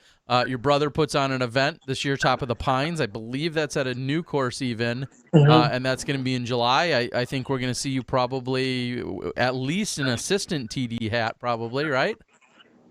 I mean, I'll be there for sure supporting my brother as far as being assistant TD. That depends on how mobile I can be and different things like that. But of course, I'll be there. Just be the world's worst spotter. Just sit like over there. Over there. Yeah, it's like I think you went in those bushes somewhere about over there. Yeah, you're just in a chair propped up with like ice, or your legs propped up, and you're just like, I don't know, you're over there, dude. I want a shirt too that says "World's Worst Spotter," just or highest rated spotter, maybe. I don't know. There you go. Least efficient or effective. What do you think about, we've moved into June. It's obviously been an exciting, we've seen a lot of different winners, FPO, MPO. This year's just moving into where it is, all the shakeups in the off season of which you were part of and all of that. Where do you feel like the disc golf season is for for everyone else that's on this tour? Should they be feeling a mid-season stride yet? Are they officially warmed up? Are they way past warmed up? And this is, they're ready to go. Where do you feel like everyone should be at mentally or physically? I actually really like where where the tour is right now as far as the players standpoint. Like, we're seeing a lot of movement with some really, really good players. We're seeing different winners. I felt like when Macbeth was really, really competing well, he didn't show up to the Beaver State Fling. He didn't show up to Portland. And then, Drew was able to win that one. Mm-hmm. And I'm not saying that he wouldn't have if Macbeth was there, but, I felt like when Macbeth really had a kind of a stronghold on the tour, he's letting some other people kind of sneak in there and grab a lot of confidence. And we're seeing that with, even Garrett Gerthy had a great win in Santa Cruz. Mm-hmm. We see Drew win in Portland, Eagle, defend his title, and at the Beaver State Fling, we are seeing Ricky kind of struggle a bit. Hasn't, he got the San Francisco win, but then, isn't able to grab one of those wins when Macbeth isn't there. So we're seeing a lot of shakeup on the tour, and I really like that because moving forward, you kind of don't know who it's going to be. Is Simon going to break through and win? He could. We saw him kind of fumble it away at Portland. So I think that we're at a really good point in disc golf to where, Seppo Payo is right there, one stroke out of it the last 2 weekends. Like, one of these tournaments, he could win by 10. Calvin won the first tournament of the year. There's so many of these great stories and players that are coming in and just have a chance to win every weekend. So I like it. It's different from the years prior to where we had kind of a 2-horse race, 3-horse race, and now we're seeing kind of the, 10 people have a really great chance of winning every single weekend. Well, and it's been interesting because the world has been a little bit of buzz about the whole idea of Macbeth really just not being present at these two big events. And I think the world was kind of shocked by it. Of course, he played and won the 2 days in May and then was present at the US ADGC where all of those players had a really special and unique opportunity, to probably hang out and meet him and all that stuff in we'll say in Discraft land. But him not being at those two events certainly it just puts a little different spin on things. And I think that's felt throughout. Yeah, and one of the things is when Drew Gibson wins, this isn't only giving Drew Gibson confidence. This is getting the entire field confidence because now they're saying, well, Drew hasn't won before and he wins. Mm-hmm. I can do that. It's like, and when Garrett, Garrett wins, and then Drew wins the very next weekend, it's like it's giving these players confidence, and you're able to see that. And I really think there's something to that. I was feeling that way. I'm before I got hurt, I was feeling like one of these weekends I'm breaking through and I'm getting another win. Because I'm seeing, the sport not being completely dominated by these players anymore, and everybody has a chance. Everybody's so good. So I think that's a definite point that people are kind of overlooking, that not when these guys win, it's not just giving them confidence, it's giving the whole entire field confidence. Yeah, no, that's a really interesting perspective out there. Now, I'll follow that up and say, we mentioned earlier with Eagle on the show, Drew wins by beating Eagle in the playoff. Spoiler alert, people. By beating Eagle in this playoff in Portland, and then goes this weekend at the Beaver State Fling, finishes out of the cash and in 52nd place. Right. What does that say about both Drew and the Beaver State Fling, or one and the same? However you want to dissect that. What does that say? I mean, you can interpret it a few different ways, but I feel like probably the truth in the whole matter is Drew's an amazing player, and there's a lot of amazing players out there. And by Drew struggling this next weekend or the very next weekend, that doesn't mean anything to me, because then he could come back and win the very next weekend after that. Mm-hmm. And so that's just the way that it is. And as the sport progresses, there's more and more better players, right? There's great players now that can win any weekend. And we've seen this in traditional golf as well. The number one guy can win a tournament and then miss the cut the very next weekend. We're going to see more and more of that as the course design gets better, as the players get better, and as the tournaments, that was a small field on a really tough course at the Beaver State Fling. What was there 64,000 rated players or something in an Yeah. 80 something field? 59 Like, or that's 64, yeah, crazy. in that neighborhood, yeah. Yeah, like pack a lunch, you miss a shot and you're getting somebody's passing you. Yeah. So I don't think that says anything about Drew, you know. Okay. Anything about the Beaver State Fling as an Yeah, event? but it's a tough course to cash at, and Yeah. it has traditionally been that way for years and years and years. It's a small field with the best field, and in years past, I think you could shoot like almost 10-20 rated golf and not cash. Yeah. And that's not a stretch. I think it's pretty close to that. 10-15 this year. Yeah, is and I what we think it was saw. 10-19 last year. Even though Eagle's score was 4 strokes better. I think he shot 31 last year to win. He shot 35 this year to win. And then the average, you needed to shoot 10-15 or above this year, and I think last year it was 10-19. Yeah. Which is crazy. That's probably the toughest field besides USDGC, probably. Yeah, I think this one's probably even tighter. Honestly, I mean, I'm not a numbers guy. I'll let somebody else run some numbers, but I would be willing to bet that this one is even tougher than USDGC, which is incredible. Yeah, and I think that's just the way that it's going to be. I think, it wouldn't surprise me to see. Obviously, it would be shocking to see a Macbeth or a Ricky miss cash after a big win, but It's just the way that it is. As some people have longer cash streaks and different things, but I think Drew's a great example of somebody who just goes out there and competes hard, and he probably wants to win. And so once you get back a little bit, then you press and you can throw some bad shots, get down on yourself, and just press, run 60 footers, miss your comebacker, and then all of a sudden at a tournament like that, you're 10 back. So totally random side note or tangent here. Eagle said, of course, he'd love to see Worlds back in Portland. I think everybody would love to see it. We all know that's a massive, gigantic effort. But here's my question that's off that tangent. Where would you love to see the Pro Worlds location that hasn't yet happened? And I'll limit you a little and just say stateside, here in the U.S. first. Where would you love to see a Pro Worlds take place where maybe we haven't seen, or at least haven't seen it in the last 15 or 20 years? Is there anywhere where you're like... Probably Iowa. I think Iowa would be a good place for it. Okay.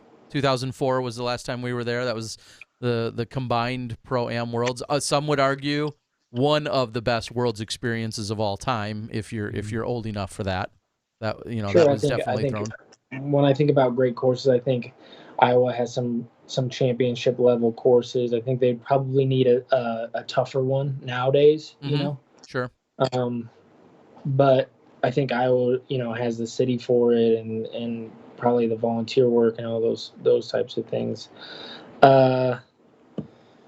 Shoot, yeah, I think that's probably the winner right there. Iowa on everyone's bucket list when you who would have guessed? And I'm not ripping on. I was there. It was a phenomenal Worlds, and it's a great disc golf destination. I mean, we're biased, but you want great disc golf, whether it's for a whole year or for a 3-month tour.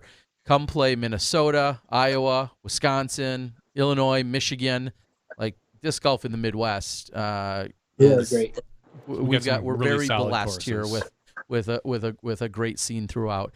Internationally, where to go to the first Worlds, which you nor I or Johnny have ever seen in our lifetime, where should that first international actual World Championships international level, where does that need to take place?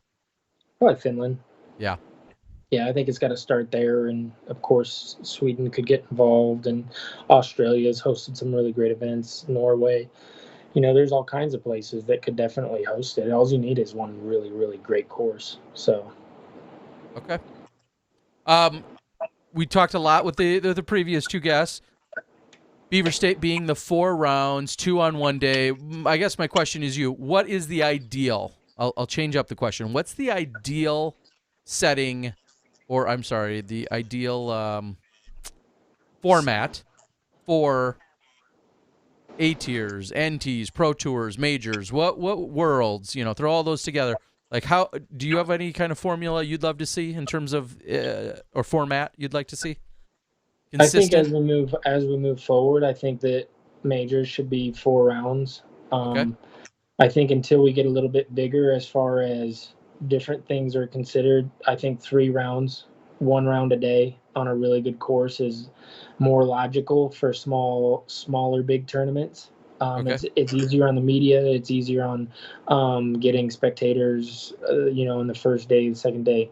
At first, I really wasn't okay with it. I thought 4 rounds, this is traditional, like you should have that type of thing. But as we move forward, in order to grow the sport, I think three round tournaments are really good. Okay, so could you get on board with the idea of all A tiers, Pro Tours, and NTs all being 1 round a day for 3 rounds or 3 days? Is that? Yeah, with a few exceptions, depending on like when you think of like GBO, like 4 days is usually pretty good, but that's like a whole week of festivities and things like that. It's kind of known for something like that. So sure. Yeah. Okay.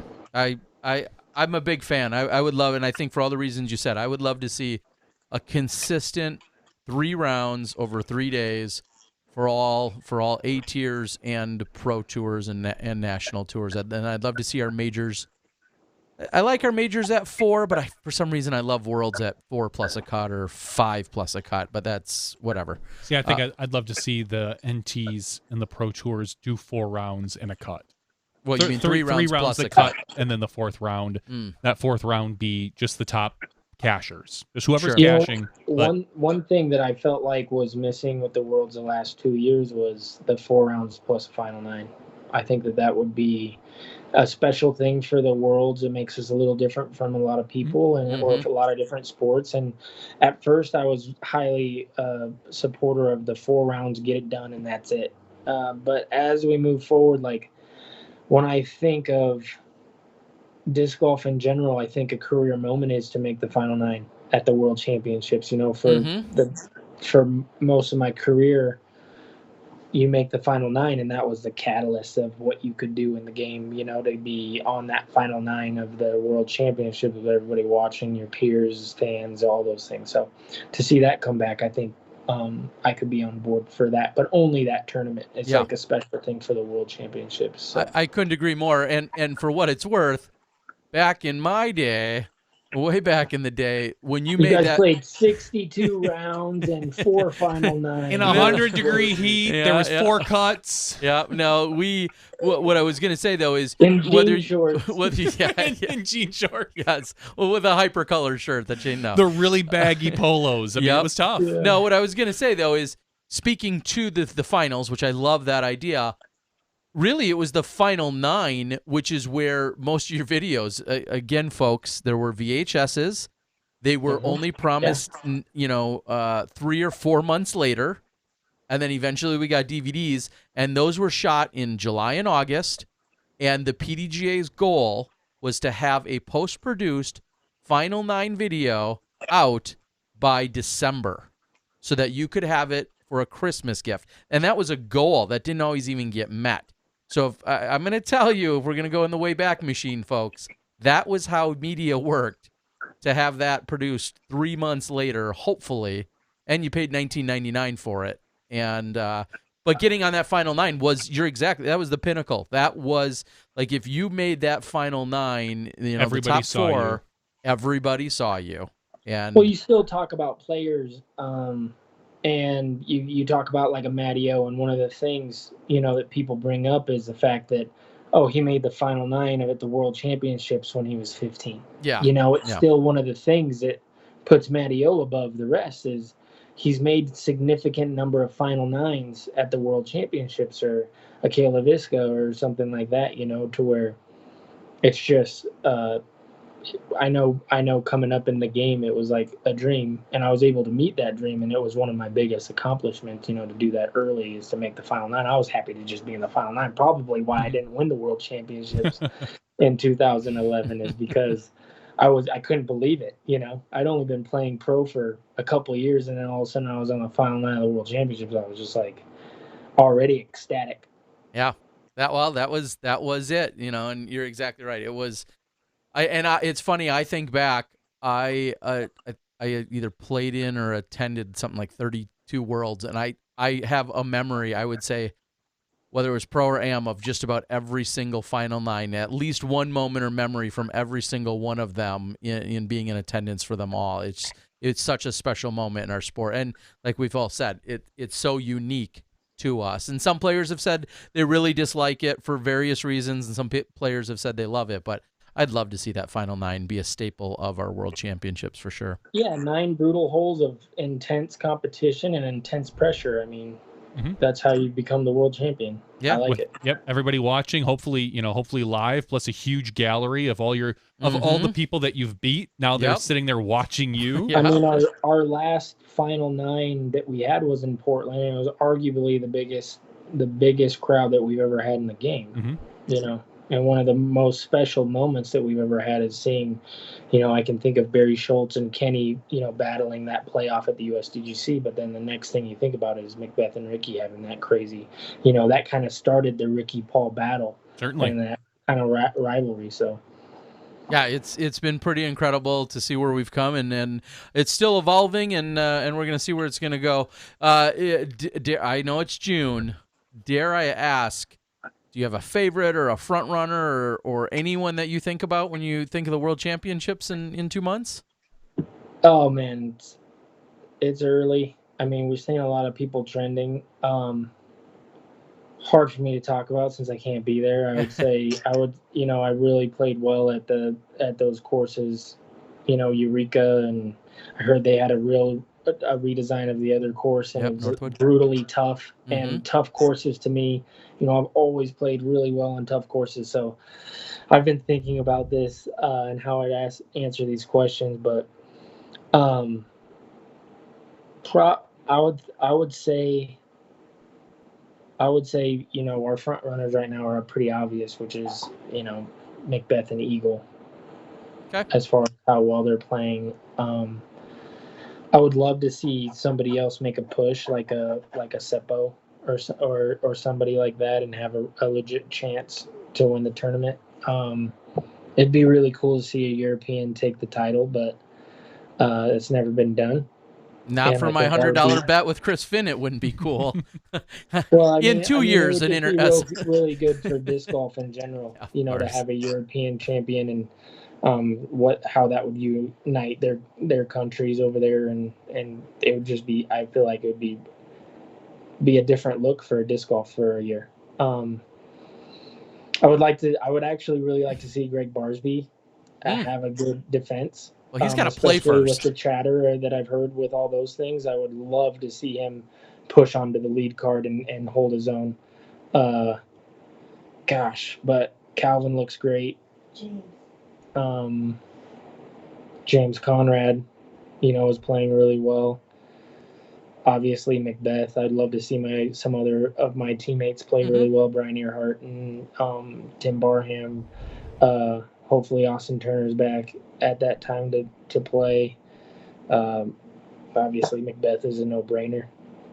He is the favorite. I mean, Ricky's my good friend. I'd love to see him make a push. I mean, there's just so many great players. Drew Gibson's playing good. Yeah. Of course, without saying Josh Anthon's going to be on the lead card, so I don't even have to say that. He's going to be battling up there. So, yeah. Well, okay. When it gets a little closer, I think I could probably pinpoint who it's going to be, as far as especially those courses and things. I think we'll get a good feeling on who's playing really well this next week at Ledgestone with that preview. So yeah, well, let me ask you this then.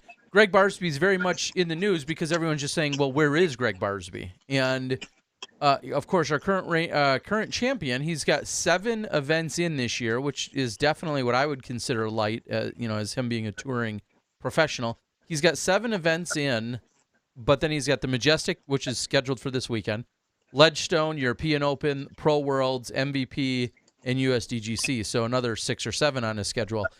Is it what do you make of that we just haven't seen him at a lot of these events?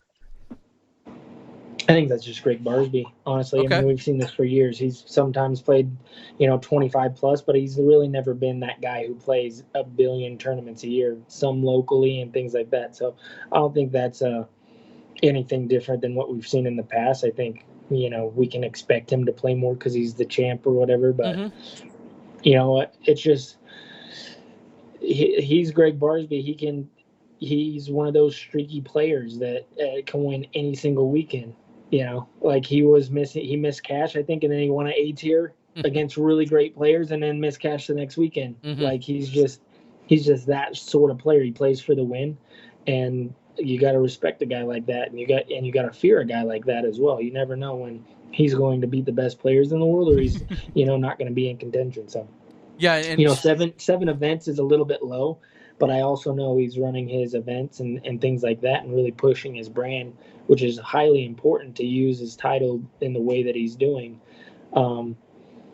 So, I mean, that's probably the best answer I could give as far as that goes. I don't think he's ever been that guy who's played every big event. Yeah, and I think I just looked at last year. He had 30 events, when the year was all said and done. Right now he's looking at only roughly half of those. The year before he had 37 events on his schedule that he competed in, and the year before that 16. So obviously a little bit different. I think that was definitely an injury year. But now I think he has been injured this year as well. Yeah, and so you look at 2019, and speaking exactly to your point, he's got 7 events in. He won a B tier to open the year. He won the Vintage Open, the A tier in Texas. He won Forest City, another A tier. So he's got 3 wins. And then he's got a 65th and a 69th where he didn't cash at the 2 national tours. That's my guy right there, dude. So clearly, like you said, he's just been a little hot and cold this year. When he's hot, he's winning. And when he's cold, he's not cashing. Who knows how we'll see the rest of the year. But like I said, he's got about 7 or 8 right now listed on his schedule. So it's just an interesting follow-up year to winning a world championship. I think we'll see him, or maybe not necessarily see him play more, but hear more of him on social media and stuff as we get closer to Worlds. Being the returning champ, and just that the Barsby we all know and love might come out and play a little bit later this year. He's just saving up. You see, returning champ actually defend pretty well. I remember Eric McCabe won, and he was right on the lead card the next year as well in California. Yeah. He held the lead card for a while, and Avery Jenkins did the same thing. So I'm hoping that's the same. I'd love to see Greg on some major lead cards this year for sure. You need just rack up the world titles. Don't worry about any of the other ones. Yeah. Right. I mean, that's a good gameplay. I like it. Yeah. So yeah, this weekend we're going to see some of our top players in Minnesota. Some players are kind of taking it easy, coming across country. I know, Macbeth, who wasn't on the West Coast, is now going to be in one of the all too worldwide hotbeds of Kansas City, disc golf hotbeds, the KC Wide Open. He'll be down there, I know, this weekend. But this is a little bit of I'm going to just say it's a little bit of a slower weekend overall. We came off a pro tour event, and then 2 weeks later, a national tour event. This weekend kind of a little slower, and then next weekend, like you said, over at the Ledgestone. So we'll see how players kind of shake out for this weekend. Great golf in Minnesota. You haven't probably been there since the pro tour, have you? 2016s? I think that was probably, I might have gone the year after, but I think that was probably my last year. Yeah. Yeah. Okay. Anything else we need to catch up on? Well, let's talk about the NBA, the hoops shooting basketball fellers. What do you make? Last night I think I was on the plane and just saw brutal. that It was brutal. they snuck it out. Golden State Warriors. God, to see KD go down like that, though, I mean, brutal. I think that's pretty much the big storyline in the NBA right now is how the NBA is going to move forward with an injury like that, and him pushing himself out there, and now he's probably cost himself an entire year. Yeah, I mean, if it's a torn Achilles is what they're possibly talking. Yeah, that's what it is. You saw that thing just pop. Yeah, I know we haven't really seen any doctor's things, but yes, that is what it appeared to be. You could see it ripple up his leg grossly if you really think about it. he's going to be out another year. I think he's got an option on his contract for Golden State that he can probably just take, I would assume, for $31 million. I don't know how it's exactly structured, but Sign him up. yeah, line him up, make it rain. So do you think Golden State's going to win the next one? Do you think they're going to be able to push it to 3-3? I don't know. Honestly, I think losing KD is going to drain the building. I think they're going to come out hot, but dude, Kawhi's a bad man. He is a bad man right now. Oh, we It's know. crazy. We know in Milwaukee. Yeah. It's been really fun to kind of see him. Obviously he was super popular before, but now he's gained so many fans, and I'm one of them for sure. Like, people forgot that he won a championship with the Spurs. So it's not like this is his first time being here. He's just so quiet, and he's just like one of those people who just puts on his, work boots and goes to work and doesn't complain, and then gets done, and he's out for one goal. So I think the Raptors are gonna close it in probably Toronto. I think the Warriors should be able to hold them out in Golden State, but I just don't see them upsetting them in Toronto, honestly. Okay. KD made a big, good impact in the beginning of that game. Spread the floor. They were getting open looks. You haven't seen, Klay Thompson have that many open looks the whole entire series, and that was just the catalyst of KD coming in, spreading the floor, popping those couple threes, and all of a sudden he's getting double teamed. There's somebody open, and so, and once KD went out, you saw that in the second half they kind of made an adjustment, and they shut really the whole entire Golden State team down until they kind of flopped with 2 minutes to go, and that was just, I feel like, a case of not being there before. You could kind of see them panic a little bit and not have great possessions, and obviously Golden State's won 4 times, so They know how to win. yeah. The question is, are they going to come out, like you said, hot in, we'll say, in honor of KD, trying to push it for him? Mm-hmm. But I could also see and burn out or not. If God forbid Klay and Steph have an off night, they're done. Like, there's just no, if they have an off night, which is totally possible, they could get blown out by this team. They're big, they're long. This is a long team. But without KD, Boogie's not very healthy. I think their other big man, forgot his name, but he's out. Like, he hurt his like chest muscle or something like that. I forgot his name, but yeah. So all I've right. been watching a lot of basketball, so no, good. I love it, and I know you're also a big fan of the little ball and stick golf thing stuff. Anything for the U.S. Open this weekend? The U.S. Open's coming up. Oh, dude, I don't know. That Brooks Koepka guy looks like an animal right now when he gets in those majors. Mm-hmm. It's crazy to see him play because he just dominated the last one. It was crazy to watch. Nobody really had a chance from start to finish as soon as he got out there. But I think he popped a 7 down the first round, and then another 7, and then he was up by 6, and he just maintained that all the way till the end. So he's an animal. U.S. Open, though, is that Pebble Beach? Yep. Dustin Johnson plays really well at Pebble Beach. He's Okay. won multiple times there, so I think Dustin Johnson's probably the favorite. Okay. Dark horses, I think, one of that I'm thinking of is, now this is a really, really, really long shot, but keep an eye on Keegan Bradley. Okay. And what's your insight there?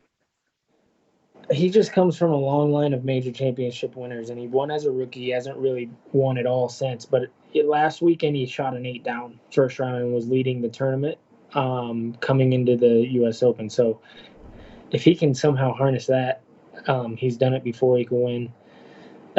Tiger Woods, Mm-hmm. you never know what that guy's going to do. Phil Mickelson, has won many times at Pebble Beach. So I think my picks are probably Dustin, Brooks. Jordan Spieth is coming off of, he looks good. Like, he's making putts. When that guy makes putts, man, and he's a great iron player.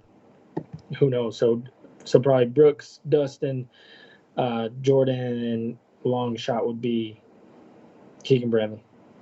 Do they set up super cards in golf? Because I see Yeah. Jordan Yeah, and they do. Tiger are together first round. What I believe is Yeah, they together. do for sure. Okay. And Yeah, But they do random times. Oh, okay.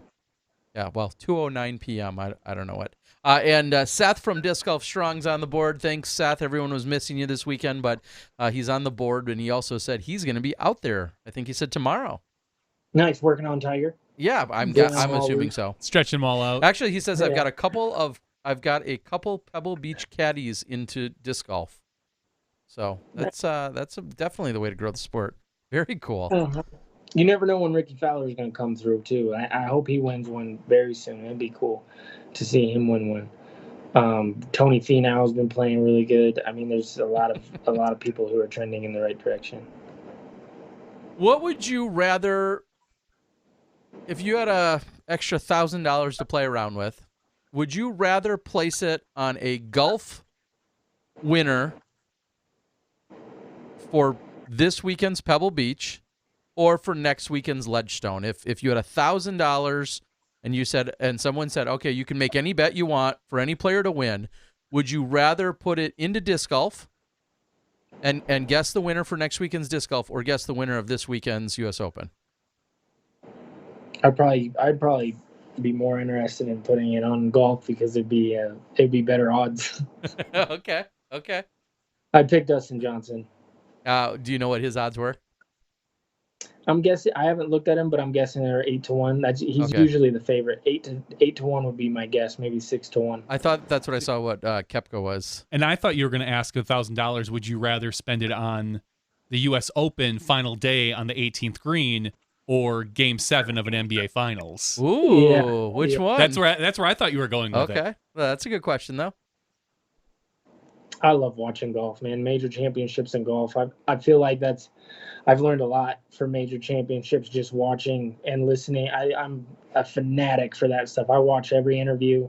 I watch every post game or post round interview and then afterwards. And I've learned a lot from just watching, listening to them after they win, what they're going through, different things like that. I feel like it's helped me a bunch. So I'm a huge golf fan. Okay, so I'll reverse engineer that a little and say you've listened to them and they've helped you become maybe a better public speaker or whatever interviewee. What tips do you have for an interviewer, someone like myself, at the end of a big win or something like that? He's not going to ruin his trade secrets. He might be using these in the next 6 to 8 months. I think one thing, is lacking is asking the hard question. Okay. I think those need to be. I think that those need to be asked a little more. It shouldn't all be positive. Mm-hmm. I feel like a lot of things in disc golf right now are just have to be so positive and everybody be so happy when that's not the case. Like, okay, me hurting my leg is devastating. Like I've cried, probably 15 times. That's how much I want to get out there and play every single day. So asking questions like that, like how does it really make you feel, like blah, blah, blah, blah, different things to where you'll get emotion out of players. I think is what you need to do when you're out there. Like have Eagle. I thought people should have interviewed Eagle after he missed that short putt at Portland. Yeah. And interviewed him right afterwards because I think Johnny Disc Golf did do that actually somewhere out there, but. Okay, so I guess I was on a slightly different, and that's a great answer, and I think that rings very true. Maybe in like this type of setting. What about, I'll say like the post-win setting, like on that 18th green or right at that that very first initial interview. I'm blessed and fortunate that I'm frequently one of the people doing those. What are some of the, if you could give a tip for me or anyone doing that interview, what are the things you're looking for in that moment from an interviewer? I mean, that's kind of laid out there for you. That's not tough. Yeah. It's easy. What does this mean for you? What are your, what do you feel like right now? Can you tell the crowd, what this is like? Like those are easy questions, Terry. Okay. Don't act like your job's hard right there. Bravo. Okay, you're right. So other than and maybe you just nailed it. Other than the Eagle situation from 2 weeks ago, what's this week's hard disc golf question? Ooh. So you've just hot seat. You've just consumed Beaver State Fling and everything that goes around with it, the social media, the posts, the post-production. What is the hard question that nobody asked? No, I think one of the things in the hot seat right now is the Paige situation with that thing taken out of context and things like that. And she did a very, very good job of explaining her mindset and things like that. But at the same time, in my opinion, like that's just the way that's the world we live in. And as the sport grows, like things are going to get taken out of context. People are going to try to create drama and different things, which is important. It's important because it creates people to have to almost choose a side, right? And that happens with everything in sports. Like you're either a fan or you're not. And that's media in general. Asking the tough questions, putting something out there, even though if it's not true, like it's a tough thing to say, but that's what media really is. It's how to get yourself views and different things like that. And as we move forward, that's what's going to have to happen, because that's what happens in all sports. It's controversy, it's drama. Those are some of the things that we have to deal with as athletes. Of course, things are going to get taken out of context. People are getting fired. What was it? Tiger's old golf coach. What is his name? He has a golf podcast, and in his golf podcast, he had mentioned something, and it was kind of a racial slur that he wasn't meaning anything by it, but towards the Asian population and how good they are at golf in the female division. He got fined and almost fired off of his whole entire podcast. This is a very high profile, best golf coach in the world, and words are so powerful. Everybody's chiming in. Hank Haney. Yeah, Hank Haney. Yeah, and that was like 2 weeks ago or so, wasn't it? Yeah, a week or two ago. Haney, before this moment, was like one of the most revered, like super classy people. We had Hank Haney Project, different things like that, super popular. And one thing said wrong, taken out of context, and all of a sudden he's on the hot seat and he's almost getting fired. So, well, to be fair, I read that. To be fair, though, I read some of that, and it would be very easy, as he kind of regurgitated a similar sentiment over and over. Like it's like I felt like he scratched the surface of a hole and then just kept digging. Siding with him. No, I know. I'm just saying in that case, but I know exactly. I totally agree with you. It can get. Are we? And I'm not trying to look for. He's not meaning harm. No. In his own way, he's not meaning harm. But it's really easy for somebody else to take a side in that. And not a lot of people are going to take his side, which I am not taking his side. I think that he was in the wrong. Yeah. But that's what I'm saying, like different things like that. It's just the world that, we live in. And as disc golf grows, we're going to have to deal with more and more and more of those types of things. And I'm not looking, and I hope no one thinks I am. I'm not looking for a pander or a cop-out here, but are we a little different that I like to go have a beer with you or with Paige Pierce or with Ricky or Paul? Oh, they don't drink. Whomever. We are friends on and off a course, and then don't get that confused with any other sport. Those guys are still. You think Charles Barkley isn't friends with the people on the floor? You think that the interviewers on the floor aren't actual friends with those people? I don't think like they're. It is this. I think it might not be to the extent of us, but they know each other personally, and to say that they go have dinner with each other, I don't think that's far off. Okay, I don't disagree with that. But if Charles Barkley makes a comment about Steph Curry, Charles Barkley's still getting a 7-figure salary next year. If he says, "Oh, Steph Curry sucked last night," if I said, "Uli, or Paige, you really sucked all weekend this weekend. Why'd you suck so bad?" Or if I make a comment that's like your that, job, though. That's also your job. It is your job to bring what you think into the truth and to bring the hard questions. Yeah, but I'll say this: if you say it like that, you're fired, because that's a sucky way of saying it, Terry. You need to come up with something a little bit better as far as verbalizing why they played poorly. Yeah, you're gonna sugarcoat it a bit, but you're still gonna ask the question. Yeah, and here's what I'll say. I've watched a lot of post-production media, and the big criticisms that I have right now with post-production media, including what we just put out, we hardly show poor reactions ever. And it bothers me. Watching CCDG's stuff is great. They have this great reaction cam, and you see someone hit a great drive or great putt, and then they go to the slow-mo cam of like, give them the fist pump or the big clap.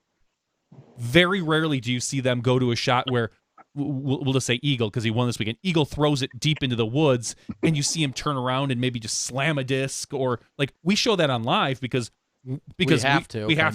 We want to stick with that, and we don't have a lot of else time to fill.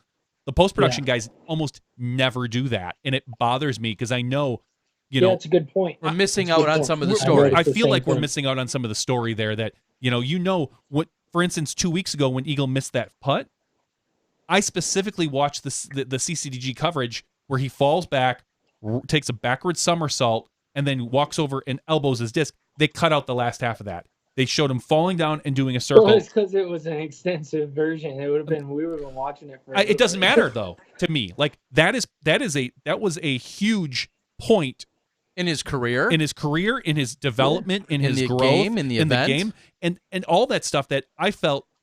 I was super glad that the live production had it, but I looked at that and said, post production guys, you have to put that in. You cannot skip out on that. I don't know if it's a thought of they want to always stay on the good side of the players because they need their assistance and commentary and all this other stuff that it's really hard to show somebody throwing a fit, so to speak. And so you have to weigh that. I feel like you just have to show it and get used to it and watch these players. When Macbeth misses a putt and you see him turn around on the 17th hole and fold his putter in half. Those are things you have to show, and if you don't, you're missing out on some of the story. And I hope that I hope the post production does more of that. If you see players get into a little arguing scuffle, or not scuffle so to speak, but go back and forth and get snippy. Bradley Williams shoving them, or just get it all. That's right. And to be clear for everyone out there, it's not because. Whether it's us or whomever are looking for to promote drama or whatever, it's just you want to tell the whole story. It puts the viewer there. Exactly. And it gives you a good feeling of what's going on around and what the environment's like, and you're able to, relate to that and to be more when you're watching something. It's the commentator's job and the film crew's job to bring the viewer at home there. And when you don't show those things, you're not there. You're not really there. You're seeing this like happy-go-lucky thing, like Johnny's saying, that's going on, when honestly, it's intense. Everybody wants to win, and when you mess up, it's devastating. It's hard, and you react because you practice how many hours to not mess up, and then when you're the only person you're mad at is yourself. Yeah, and I understand being in post-production this past weekend. I get it that sometimes you take the shot, the disc lands, and your instinct is to turn off the record and get to your next position. And so maybe Ian's crew, as someone said, maybe Ian's crew didn't have the shot. I thought I saw something, but clearly they're not, and which is why I'm glad, there is no on-off for us. It's on. Yeah. And that's the way it works. The Adam Hammis situation, same thing. You follow him, and, that was just an unfortunate where, hey, guess what? You turn around and sorry, you're face to face. That sucked, but it is what it is. But I feel like the post production needs more of that in their repertoire to make it a more fulfilling and fully realized event and story. That's just, again, that's my not so hot take tonight. Yeah, and then you got to talk about it afterwards. Then it's your job to talk about it. Yeah, you have to. You have to ask Paul. Yeah. Hey, we saw you miss that putt on 17, and you took the frustration out on your putter. What's how can you recover from this, or whatever the situation or question is. That's what I got this guy for here. He asks the questions, but but that's kind Terry of just jumps in at the good times when the guy wins. Yeah. No, it's this is funny. so hard. I know, but for instance, like this, I guess this weekend is a bad example because there was such a slightly larger margin of victory. But I think we need more interviews with the losers in these close matches. Like Seppo actually only lost by 1. Yeah. So. Yeah, well, I was thinking, I actually in my head, because we've covered FPO, I was thinking Cat and Paige in my head, but you're right. Seppo lost by 1. Sure. Somebody needs to walk over, get the winning interview first, and then you go over and ask Seppo, hey, you were close to your first big event. Mm-hmm. You know, yeah, your he first. deserves that. He deserves it. He deserves that. And I 100% agree. And I think we need more of that too. Yeah, we need those heartbreaking interviews, and our players. It was interviewing a Drew Gibson after he missed his cash. Yeah, getting that interview. Yeah, all those things are important. I'm gonna go up. I'm gonna ask him in 2 weeks and say, Yuli told me to come ask you about you not cashing 2 weeks ago. It was one of the most awkward feelings I think I've ever had in disc golf, watching Crazy John interview Ricky right next to Paul after that playoff. Like, I felt they were like shoulder to shoulder. They were like right next to each other, shoulder to shoulder. And it's like, hey, one of you won and one of you didn't. That was a little awkward. That's an extreme version. That's not a real setting. Yeah, that's not what you want, but that's what ended up happening. And I felt like at the time I was like, oh, and even still, it kind of makes me queasy. But there has to be a time where you have to go to Ricky on that time. Like, it might not be that exact second, but he has to be ready for that interview. He can't storm away, and he didn't. He was super professional. All those guys were. They stood there like champs. But we have seen people that lose and just they vanish. Yeah, and they have to take. You know, that'll be your job. I'll interview the winners. You interview all the losers. Awesome. Perfect. I would love that. Let's do it. That would be fun. That would be a fun niche to have. We'll see how long that lasts. Everyone sees me coming and runs more than they do now. Yeah, exactly. The best part is we're all learning together. You know, we're watching people like whether it's yourself or a Ricky, who I literally knew as not a little kid, but much younger man, you know, grow and blossom, and we're gonna see the development of a Haley King, you know, who, you know, was playing in some of my events that I ran as she was like literally a young teenager, you know, and hopefully I'll see her, grow and thrive into a top FPO contender, you know, throughout her career. Yes. And we're all learning, you know, ourselves included. I mean, I always look back and think, man, I actually worked in the journalism and mass communications department as like a second or a third job in college. I never took a single class. I worked in the department. I like made photocopies at one point and, you know, did things in the office, but I never took a journalism class. And so as we're all growing and learning, it's, I think, making things more exciting. And we're in a special time. And I meant to say this earlier because I reflected this weekend. Just think about it, Paul. Like, we've got access to you. We've got access to Paul Macbeth. Our fans can literally, you literally walk up to some of the best players on the planet, say hi, and exchange words with them. And there's fans that always freak out. They'll come up, you know, someone came up to me at Beaver State, they're like, oh my God, that's like so-and-so right over there. I'm like, yeah, go say hi to them. Like, we can right now, and we're in a very special time. And as Eagle kind of pointed to about being, you know, having time to reply to all fans that reach out, that's going to slowly fade away. You know, we're going to move into a time where there's just too many fans and not enough hours in the day. Katie. What's that? It's a burner phones like Katie. Yeah, exactly. Nonstop. So it's a special time right now. I think we're going to all cherish it. And it's going to be mean that much more to the three of us even in 20 years when you're like, oh, you know, like our top 5 or 10 players might actually be kind of tough to get a hold of and you know, do special things. I'm going to have to contact Yuli's agent. I hate that guy. No, it'll be his mom. I already talked to her today. No, I like her. Yeah, that's good. Yeah, we already had that talk today.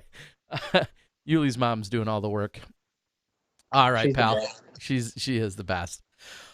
You got anything else for us? I think we're going to have some time, hopefully, to have you more. That might be one of the upsides, one of the small upsides to you being around and maybe not as crazy as we'll have you a little bit more frequently here on Tuesday nights. You're always welcome, of course. Anything else before we close out tonight, though?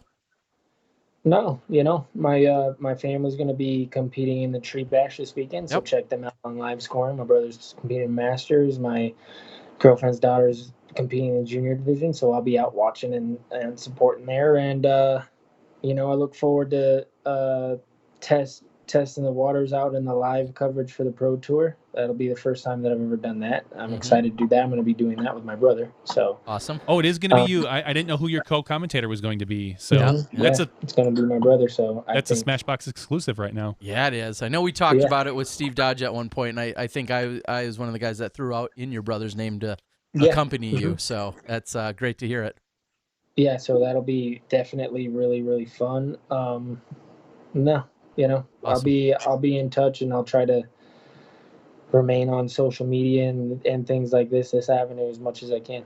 All right, buddy. Well, thank you for the updates. Of course, we care most about you having that long-term health. As tough as that road's going to be, we all know that that's going to be the right road for you in the long term. And we'll be here every step along the way, and hope to hear from you more soon. And we'll talk to you soon. And if your recovery doesn't go well, we'll be here to ask the hard questions. Yeah, we will. Yeah. What were you doing, Paul? What were you really doing that hurt it? Oh, Paul. All right, buddy. Thank you. Have a good night. Get out. Get well. All right. Again, Paul joining us. And Paul is already a semi-frequent guest. And with this, I think we might see and hear from him a little bit more. I'm just going to grill him with every hard question I can now. I mean, ask him the hard questions you should be asking the other players. And say, if you were so-and-so, what would you say to this? I'll be like a test case. It's a great idea, Terry. I'm sure it'll go smoothly. All right. I don't know if you have any other randomness here for tonight in our after show. We got a giveaway. We haven't even done that. Holy cow. Yeah, let's do a giveaway right away. We have you said you had a disc? I do. That's awesome. All right, so this is our weekly giveaway where you guys support SmashBoxxTV. If you want to be part of this weekly giveaway, you can go to patreon.com/SmashBoxxTV. And every week we give away something. Sometimes it's a disc, sometimes it's a shirt, sometimes it's a disc member package worth $50. But this one is in honor of our MPO champion, Eagle McMahon, who joined the show. This is a PD. No, FD. Oh, I'm sorry, FD. I was looking at it in the reflection. It is a blue FD from Discmania, guaranteed to make you throw as far as Eagle. Signed by whoever his name is 175. That's what we'll give away tonight. As you said, Eagle, Team Discmania, Dana does stuff with them.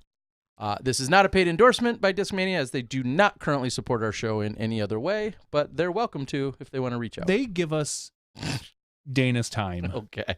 I don't think Dana gets paid for that, though. No, he doesn't. So it doesn't If count. he does, he should tell me. Good call. We're going to take a cut of that, Dana. All right. We have 206 patrons, like I said. At any amount, even $1 a month, you can be entered into this. Go out to patreon.com/SmashBoxxTV, and you can be entered in for this weekly prize. What number should we go with? Should we go 2? We're back-to-back, Eagle? Is it back-to-back wins? Or should we do something else? No, I like it. Even if we covered 3 rounds of FPO. Right. There were 4 people on the card. We could go with 4 or 2. They played 4 rounds.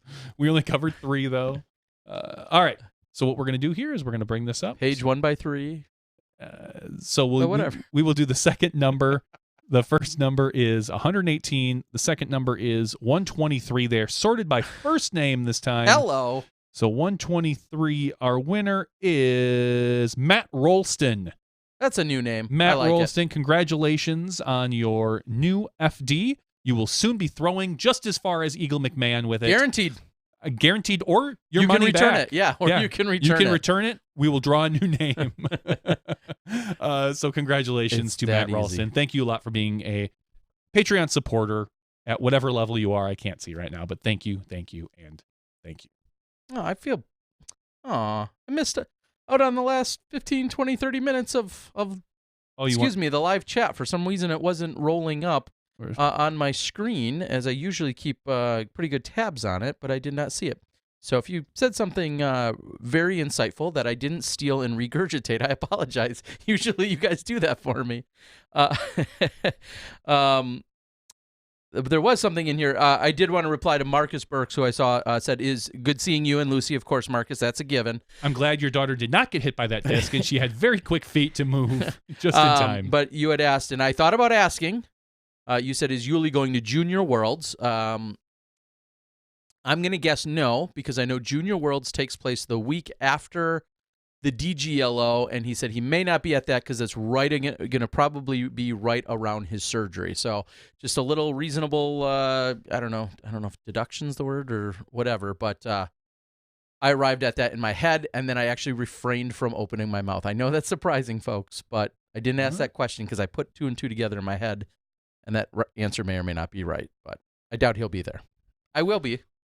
I'm no substitute for Yuli, but I will be, and I'm excited to go. You could buy a Yuli hat and wear it around. Ah, that's a good call. Tell everyone, I let myself go. And speaking of Yuli hats, thanks. Now you're going to make me go off on this subject. Real quick, I get that someone can see a resemblance between a Yuli logo and, say, a Tiger Woods logo, but at the same time, like that style. Or a Tom Brady logo. Yeah, and that style, I'll just go ahead and say, like, it's a style, but that's just it.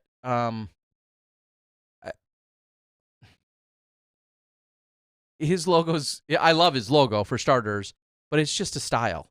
And I still think they're worlds apart in terms of their look, even though they have a similar style. Well, I mean, so it's just funny because usually the first time someone posts about his logo, there's immediate comparison to Tiger Woods, and then somebody wants to bash one or the other.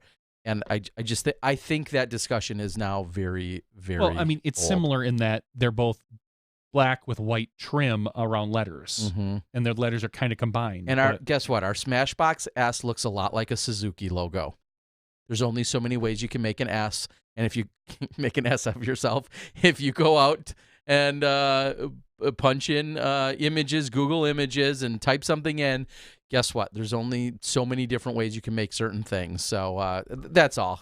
It's not really a rant, but I just usually every time you see someone talking about his logo, the very next line is something about ripping off Tiger's logo.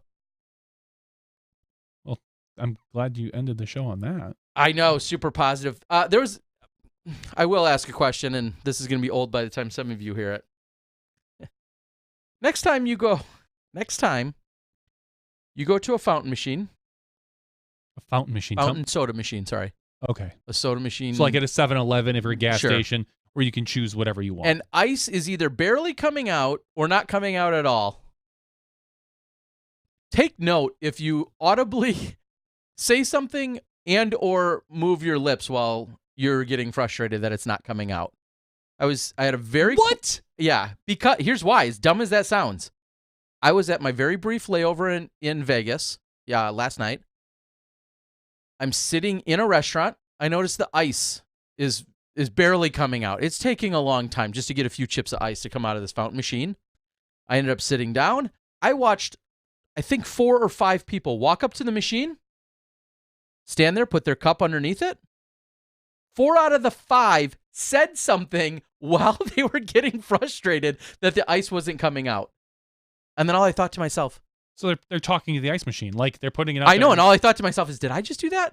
I'm sure you probably did. That's a thing. Like, it just was an interesting phenomenon to stand... How many inanimate objects do you talk to on a daily basis? Anyone that fails you, I guarantee you. Like, you have a flat tire, you go outside to... You go out to your car to try... And you say, oh, you effing tire? No, but if you try to turn a lug nut and it's stuck, I guarantee you're saying something like, come on, lug nut, move. Something like that. Like, anytime a person gets frustrated, you're probably audibly doing something. Okay. I don't think it's specific to I don't think it's specific to an ice machine. I believe it is a natural frustration that people talk to inanimate objects, If your camera battery wasn't going in for whatever reason, you're not saying, you'd be like, come on, let's just go in. Something like that. You might not address like, hey, Mr. JVC, why are you not? But I guarantee you're probably mumbling something. I don't know that I move my lips and or talk to it, but maybe, and that's what the question is. Did I talk to it? When I was at that same machine 5 minutes prior, I bet you do. and it made me think, and I don't remember. I don't think I did. But it was funny to see at least 4 out of the next 5 as they sat there getting really mad that this ice wasn't coming out. And I just watched them. I'm like, oh, sure. yeah, they're talking to the ice machine right now. It was just, You probably, it was funny. You probably maybe did the same thing. Like when you pushed it and there's no ice, you probably said something maybe like, oh man, there's no ice. I don't know that I did, though. I don't think I was like, there's no ice. Come on, machine. Give me some ice. Well, I don't think you said that, but you might have literally just mumbled 3 words like, oh man, no ice. I might have. I don't know. Anyway, so that was just an interesting observation. But then again, I'm also a guy who does not move my lips when I'm reading something. And maybe they're correlated. It depends. Because I watch a lot of people move their lips, and I'm not judging. It's just an interesting phenomenon to watch someone read on the message board, and they're literally mouthing what they're reading. No, I don't do that. I know I don't do that. No, you read it out loud and trail off. Exactly. That's a big difference. You're like, the gallery was huge at BSF. Let's go on to the next one. Terry's bedazzled. Exactly. There you go. I do that. That's more along the lines of what you do. And it so frustrates me to listen. All I think is like, it's such bad podcast form. That's such bad form of totally. In general. Like if you're going to read it, quickly pre-read it and then read it out loud. Don't read it on the fly and then just be like, I lose interest. I know you do.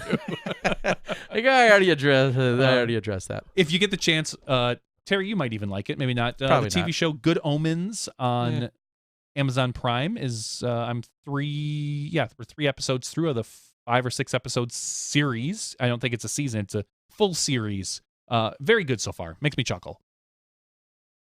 All right, Johnny's official take. I will say, get one final last plug in there. Please, if you go out and make a comment on specifically, I'd love for you to comment on any of them and give feedback for Zoe and Paige. But if you make a comment on the front 9 of round 4 of Beaver State, you are eligible to win a disc signed by Zoe and Paige. And if you make a comment on the back 9, you are eligible to win a free pair of Keens. So thank you. Keen supports both myself and Paige Pierce. And, of course, the Beaver State Fling is presented by Keen. And they support the Pro Tour and a lot of other places. But, they do. So thank you. Please go out and make yourself a comment on one of those if you haven't. I'll be drawing sometime early next week. All right, guys, we're calling it. We appreciate it. It's been a super long night, but unbelievable guest. We had near record numbers. I know that we're in here watching live, and we appreciate and thank each and every one of you. I'm not even going to tell you to suck it for all the people that reached out and said they want 2003 rocks that we talked about last week. Multiple people have reached out. There's a market. They want them. For Johnny V, Terry Miller, the Disc Golf Guy, podcast 251.